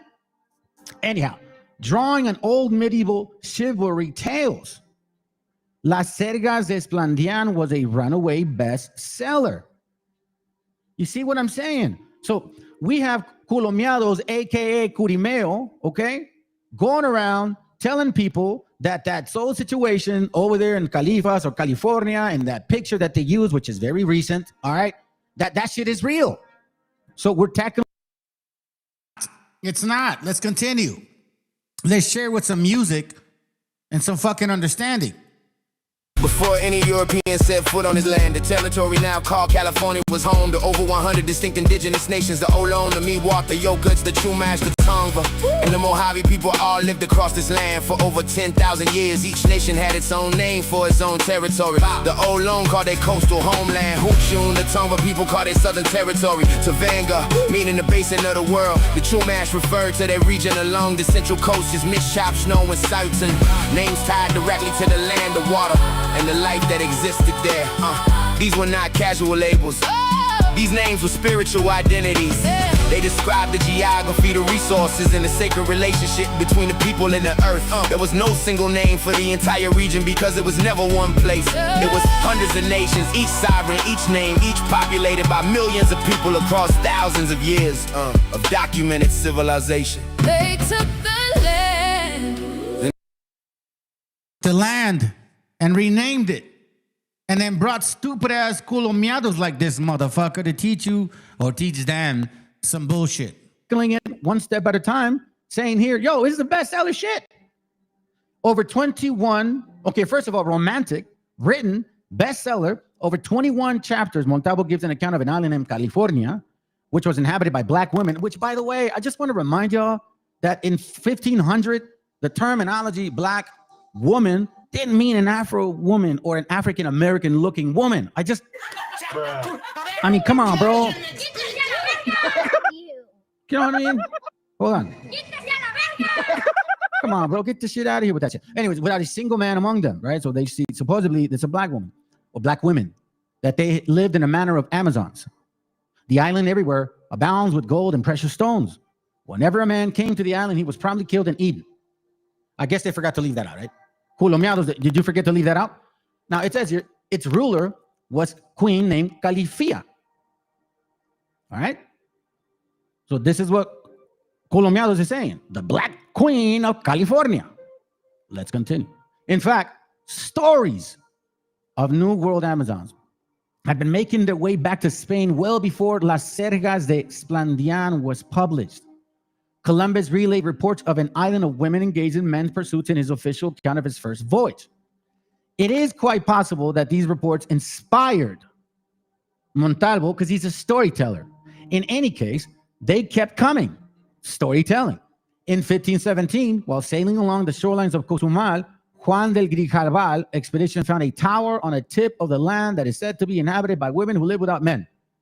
When Cortés departed from Cuba to meet his destiny in Mexico, so listen to this, right? So Hernan Cortés, remember.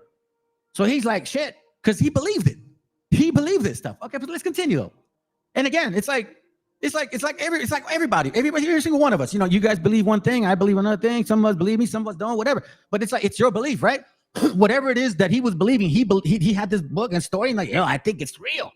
When Cortez departed from Cuba to meet his destiny in Mexico, the following year, his instructions included, among other things, to get a hold of an informant who will give you news about other islands, and you will also inquire where and in what direction are the Amazons. All right, so we're seeing this so far. Okay, so it's not fake that he's bringing up a book or material. And even in this shit here, again, this is why I call him the Negro Master, because you guys swallow everything he's giving you, bro. Everything he's pouring down your throats. It's unbelievable. So you might as well call him Big Daddy. Anyways, so it says, okay, the soldiers with Cortez knew Montalvo books well. Bernal Diaz, let me read that again. The soldiers with Cortez knew Montalvo's books well. Bernal Diaz, who chronicled Cortez exploits, recalled how at first sight of the great city of Tenochtitlan, the Spaniards could not help remarking to each other that all these buildings resembled the fairy castles we read in the Amadís de Gaul, which is his first novel. Now, so they're even referencing or suggesting that Tenochtitlan may be what these broads are. Like the movie, you know what I'm saying? Wonder Woman. You know, I mean, let's be real, man. What kind of dude ain't gonna think, hey, that's a good idea? An island full of beautiful women, right? Supposedly. Meanwhile, back in Spain, Cortez later backfired. So check this out. It gets interesting. The crown was certainly interested in pearls, gold, and new territories. Amazons are not, but authorization to undertake their quest was not forthcoming. Meanwhile, Cortez was called away to suppress the Enduro revolt, yada, yada, yada. He returns to Mexico. He found himself in controversies. Let me not waste too much time on little stuff here. Okay, so he returns. Let's see. Okay, so here we go. In 1529, now the dates change. Nuño de Guzman sets out with a force of more than 300 conquistadors and some 8,000 Nahuatl allies in the lands west of New Spain to find the pearls and gold of Amazons. All right, so listen to this. The expedition was, in the words of one historian, a genocidal enterprise. You know, hey, fam, real quick, check this out. I just want to clear this up real quick. This piece of shit bastard said that the reason why, the guy that was here earlier, he said that the reason why I wanted him to show his camera was because of this. I know y'all start posting stuff on this, and he wants to actually start making comments, and he knows I have a house. He wanted to take pictures of it. So you hear that? You hear what this fucking guy said to his whoever he told? He said that supposedly I wanted him to turn on his camera because I wanted to take pictures of his house to make money. Do you guys listen now?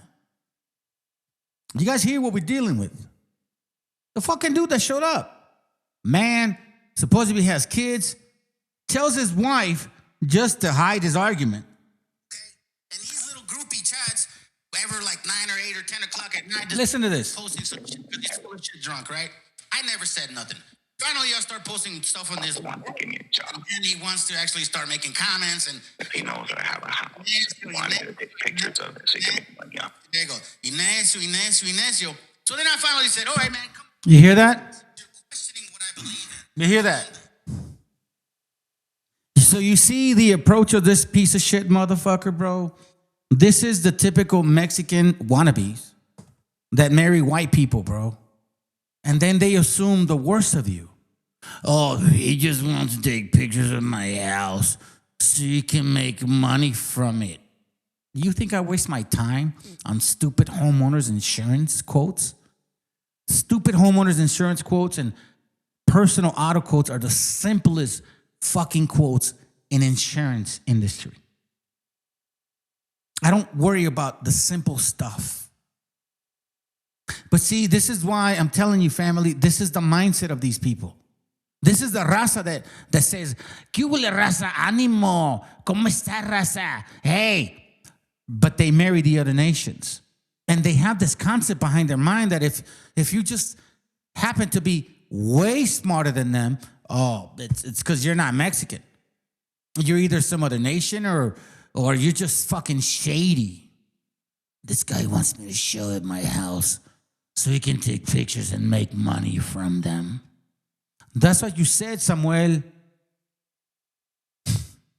You're so easy, bro. You're so simple. You're such a fucking Christmas Christian. And I'm glad I'm disgusted by you.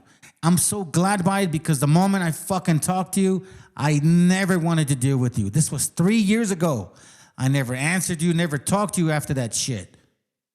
And now we get to see clarity of what Christianity does.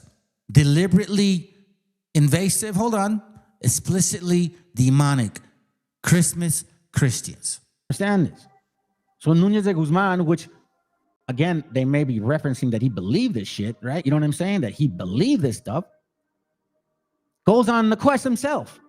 Takes with him 300 conquistadors of 8,000 of our Nahuatl people, hopefully, you know what I mean? Or if not, sellers, whatever. Anyway, it doesn't matter. And finds the pearl in gold for them. They're looking for it. But it tells you the expedition, in other words of one historian, is a genocidal enterprise. Guzman attacked the natives' villages. So listen to this. This is why this is why I call him this right here, bro. El más puto, bro. This is why I call you, bro. That. Fuck that puto. Because you don't do your homework on what actually occurred in this history, that you want to paint a picture of some shit that is you only talk about the fairy tale and don't give the real shit that happened. Guzman attacked the natives, villages, stole their food, razed and burned their dwellings. Why? As he's looking for this place that you think it's so grand. Oh my God, he had a black woman, man, and tortured their leaders to make them reveal the location of their riches, of that so-called island that Montalvo wrote. And it says in July 1530, which is a year later, okay, so we're going by years here, he had reached Omitlan on the western Mexican coast, where he wrote to the king, I shall go to find the Amazons, which some say dwell in the sea, some in an arm of the sea, and that they are rich and accounted of by the peoples for goddesses. Guzman ravaged his way up the coast until he reached Cihuatlan, where Sandoval had heard of an island of women, gold and pearls. But the only women Guzman found were cowering in fear and clutching their children. The men had fled to the mountains. There were no pearls or gold. Such news might have discouraged another man, but Guzman, the announcement only emboldened. Now it was his chance to find the island of women and their riches. So that now we're going few years later, between 1532 and 39, he mounted no less than 5 expeditions. 5 times he attempted it, to at an end, all financed at his own expense, all ending in disaster and disappointment. In 1532, he sent 2 ships under Diego Hurtado Mendoza into the seas of the coast of western Mexico to find out whether the natives were adorned with gold, pearls, and precious stones. 1 ship mutinied. The second disappeared without a trace. The following year, he sent 2 more ships under Diego de Becerra to find Mendoza. Again, a revolt broke out. Becerra was killed. When the mutineers turned back to Mexico, they came upon an island they named Santa Cruz, where, according to all accounts, there were fine pearls fisheries. Its inhabitants, however, were a savage tribe of Indians who attacked and killed the landing party. As the survivors straggled back to Mexico, stories of the newfound islands of the pearls reached Cortez, who, in the words of Bernal Diaz, felt a great temptation to visit the above-mentioned Pearl Island. Now, we're almost done here. The conquistadors now took matters in their own hands, and now in 1535, remember, between 32 and 39, now in 1535, he set sail with 3 ships, 380 soldiers, and settlers for the island of Santa Cruz. On May 3rd in that year, he landed at the present-day La Paz, claimed the land for king, and founded the town. Then 2 of his ships ran aground. Waiting to return, Cortez ran out of supplies, and his men began starving to death. According to Bernal Diaz, in order not to witness these miseries, he left Santa Cruz to discover other lands and came upon California, which is a bay. Then it says, the men of Cortez abandoned. Well, hold on. Do you see this? He just left them. There's nothing there. The men of Cortez abandoned the Santa Cruz, clung on for almost 2 years, a miserable colony on the coast of Baran Peninsula, where there were neither gold nor pearls, let alone a queen named Califia.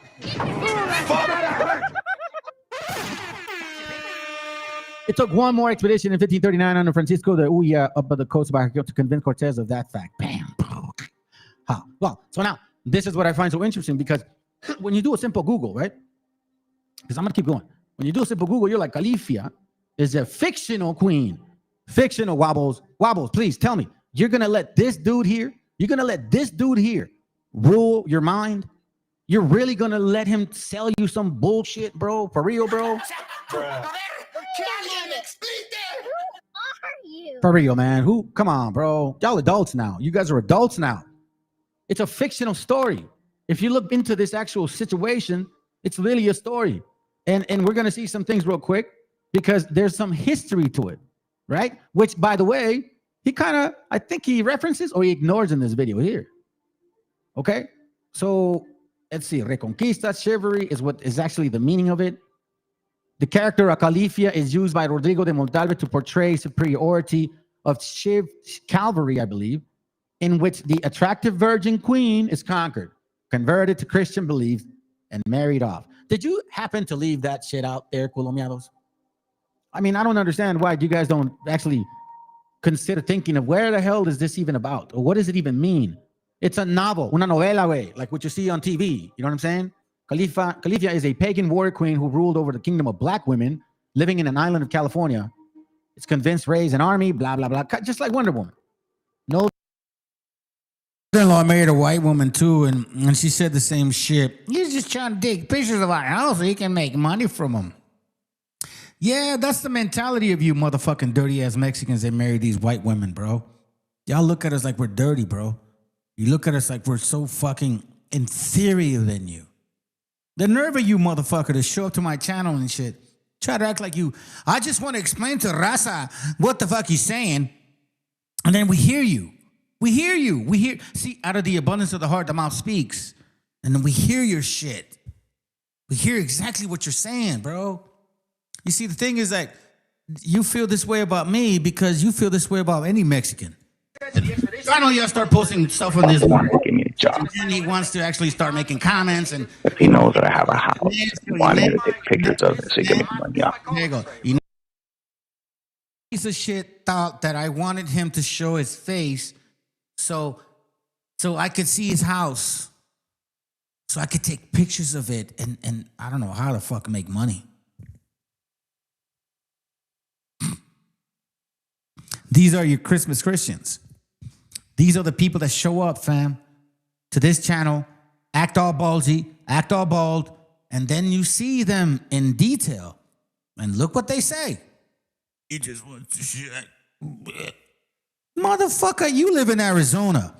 It's hot as fuck over there. I'm in San Diego, bitch. Shut up. Different. See the book? All right, so let's continue. Now, we're going to get into the Spanish part. Now, I think I can translate this. Can I? Translate. All right. Let's see if it translates properly, okay? It's just from Lecturas Hispánicas. So, you know what I mean? It's from Barrica. The idea is that these people think that because if you have any kind of common sense, that you must not be Mexican, or if you are, you're just a shady one. Because you can't be that capable. There's no way. Nah, fuck no. You know what I mean? De seguro me quiere robar, güey. De seguro me quiere robar, güey.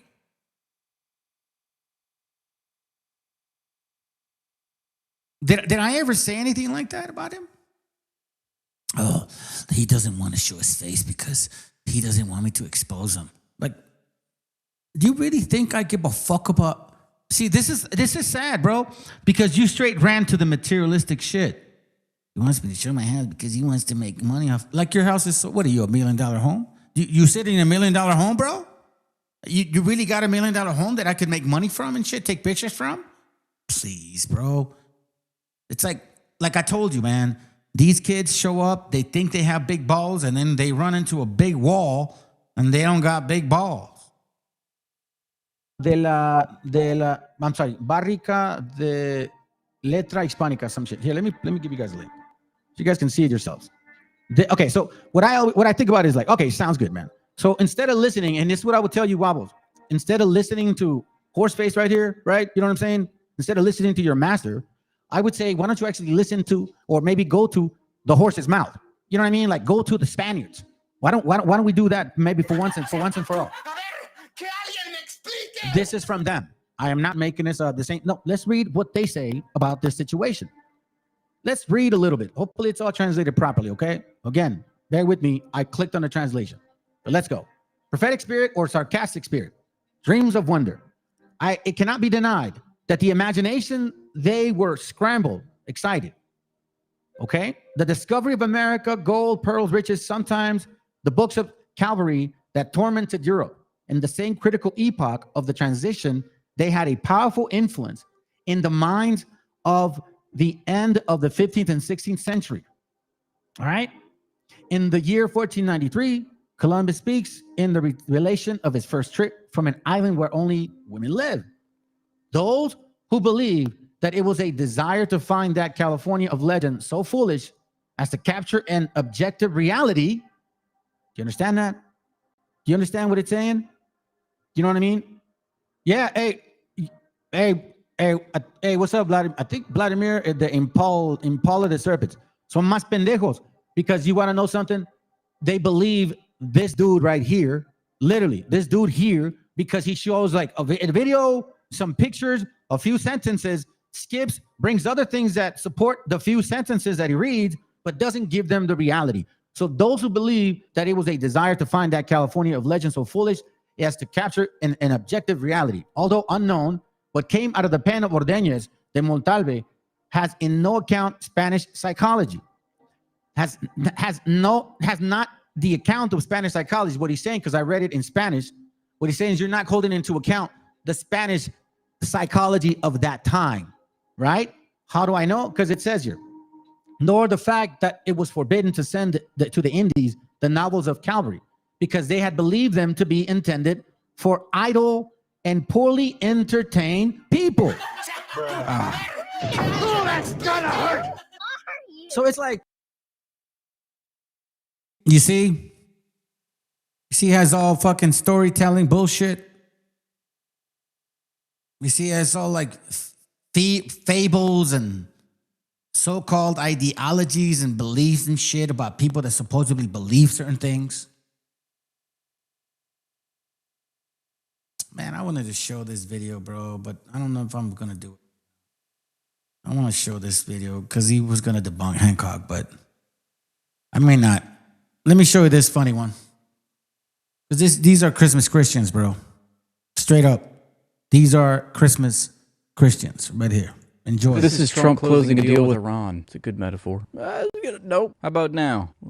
Yeah, all right, here we go. We're going to get a deal, and no, I'm sorry. Well, you know, we thought Clavicular had a difficult week with his nose job, but this has got to be the worst of it. This man accidentally he had a surgery. It was a medical mistake. They swapped his penis for his nose. Now he's got a penis for a nose and a nose for a penis. Garrett McKenna. He's claiming that a doctor accidentally switched his penis and nose during a surgery last month. I was put under to get my appendix removed, and when I woke up, my penis had been glued between my eyes. Garrett says the surgeon's mistake has turned his life upside down. My penis is on my face now, and my nose is sewn to my crotch, so I pee from up here, and I smell from down there. I think this is spoiled, I can't tell. Let me see. Oh, that smells fine. Garrett says he's having a hard time understanding how this happened. The appendix is nowhere near the penis or nose, but they are medical professionals, and I trust that it was an honest mistake. When asked for comment, the doctor who performed Garrett's surgery said this. It was not an honest mistake. That was utterly intentional. I just wanted to see if I could do it. And to make matters worse, Garrett was recently fired from his job. My coworker accused me of masturbating at my desk, which is untrue. I was picking my nose. He says the silver lining throughout all of this has been his girlfriend's support. We said we'd always be there for each other through thick and thin, and this is really a testament to that promise. Yeah, when I said thick and thin, I was thinking financial problems. His dick is on his face. There's no chance that I stay with him. As a result of losing his job, Garrett says he no longer has health insurance. I lost my health insurance, so the reversal procedure is pretty much out of my budget. But sneezing feels amazing now, so that's one good thing. Sneezing feels amazing. Hey, Samuel, that's you, bro. That's why I played it for you, bro. That's you, Samuel. I hope you enjoy that shit. You with a dick on your nose.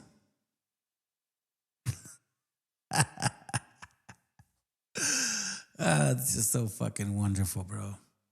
Yeah, have a good night, man. I mean, how else can I do it? You know what I mean? Listen, dude, I would have liked to talk to him. Like, obviously, he's out of order from the get-go. Don't want to show his face. Then he shows his face. No, he doesn't even show his face. He's showing the ground. I didn't even hear what he was saying. And he's like, he wants me to show his house. He wants me to show my house so he can take pictures of it and make money from it. That's supposedly why he wasn't showing his face. That's your hardcore Christmas Christian that is about teaching the Bible. He cares so much about you guys that he was so concerned of not showing his face because he thought I may be able to make money from his shitty home in Arizona. That it's like, what is it, June? It's like 104 degrees over there. What's your house? 1,500 square feet? Bro, I got twice the size of that shit. And a yard with grass. And I can sit outside. Oh, and by the way, I have trees, little trees. I have chiles growing, tomatoes. I got all kinds of stuff growing. You can't do that over there. How the fuck would I care about your house, man? I don't even write homeowner policies, dude. How the fuck you even wrap your mind around that shit? You know what that is? It shows. It just shows. You're either a pendejo, you're either drunk, or you just sold out yourself to the white soul. And you're doing everything possible like every Christmas Christian does for Donald Trump. Even if he rapes children, you're going to say, well, there weren't technically children. If you know what I'm saying. There was grass growing. Yeah, you fucking disgusting bastards. Good night.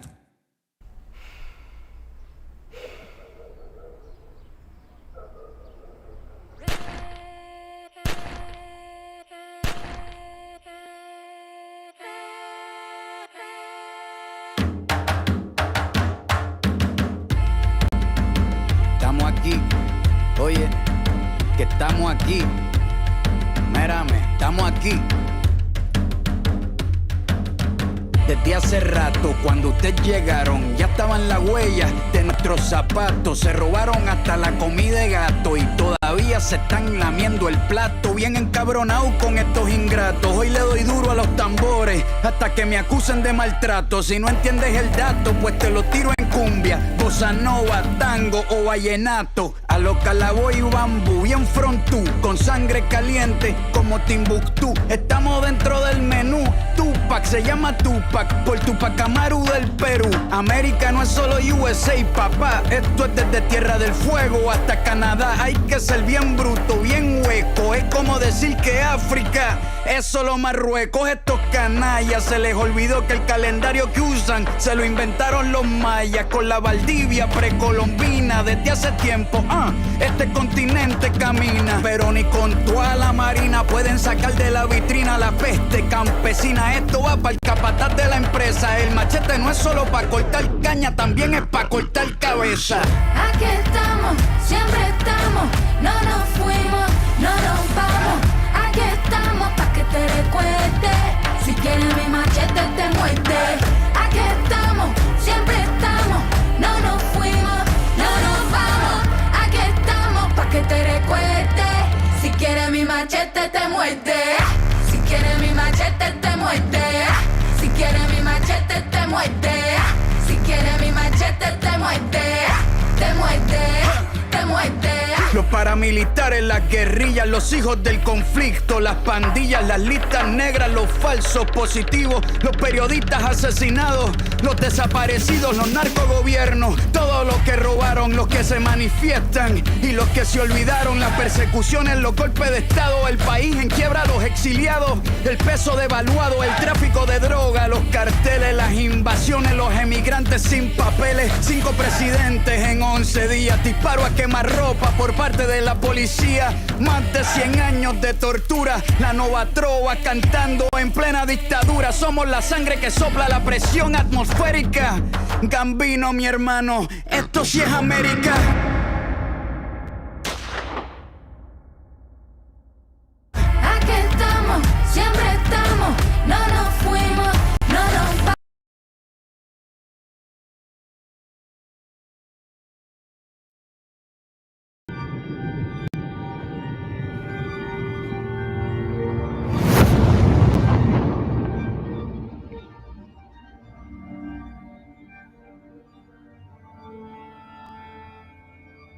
Ical, hijo, abre los ojos.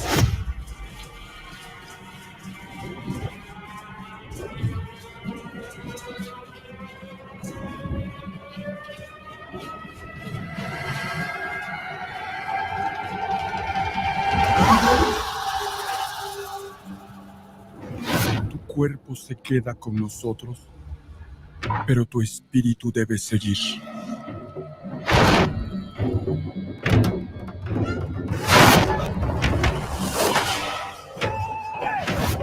Busca la luz. Aléjate de las sombras. Deja que nuestro dolor sea tu fuerza. Desde aquí iluminamos tu camino.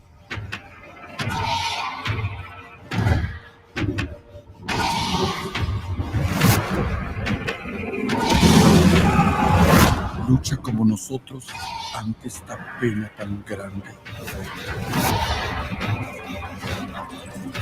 Yo soy tú. Tú eres yo.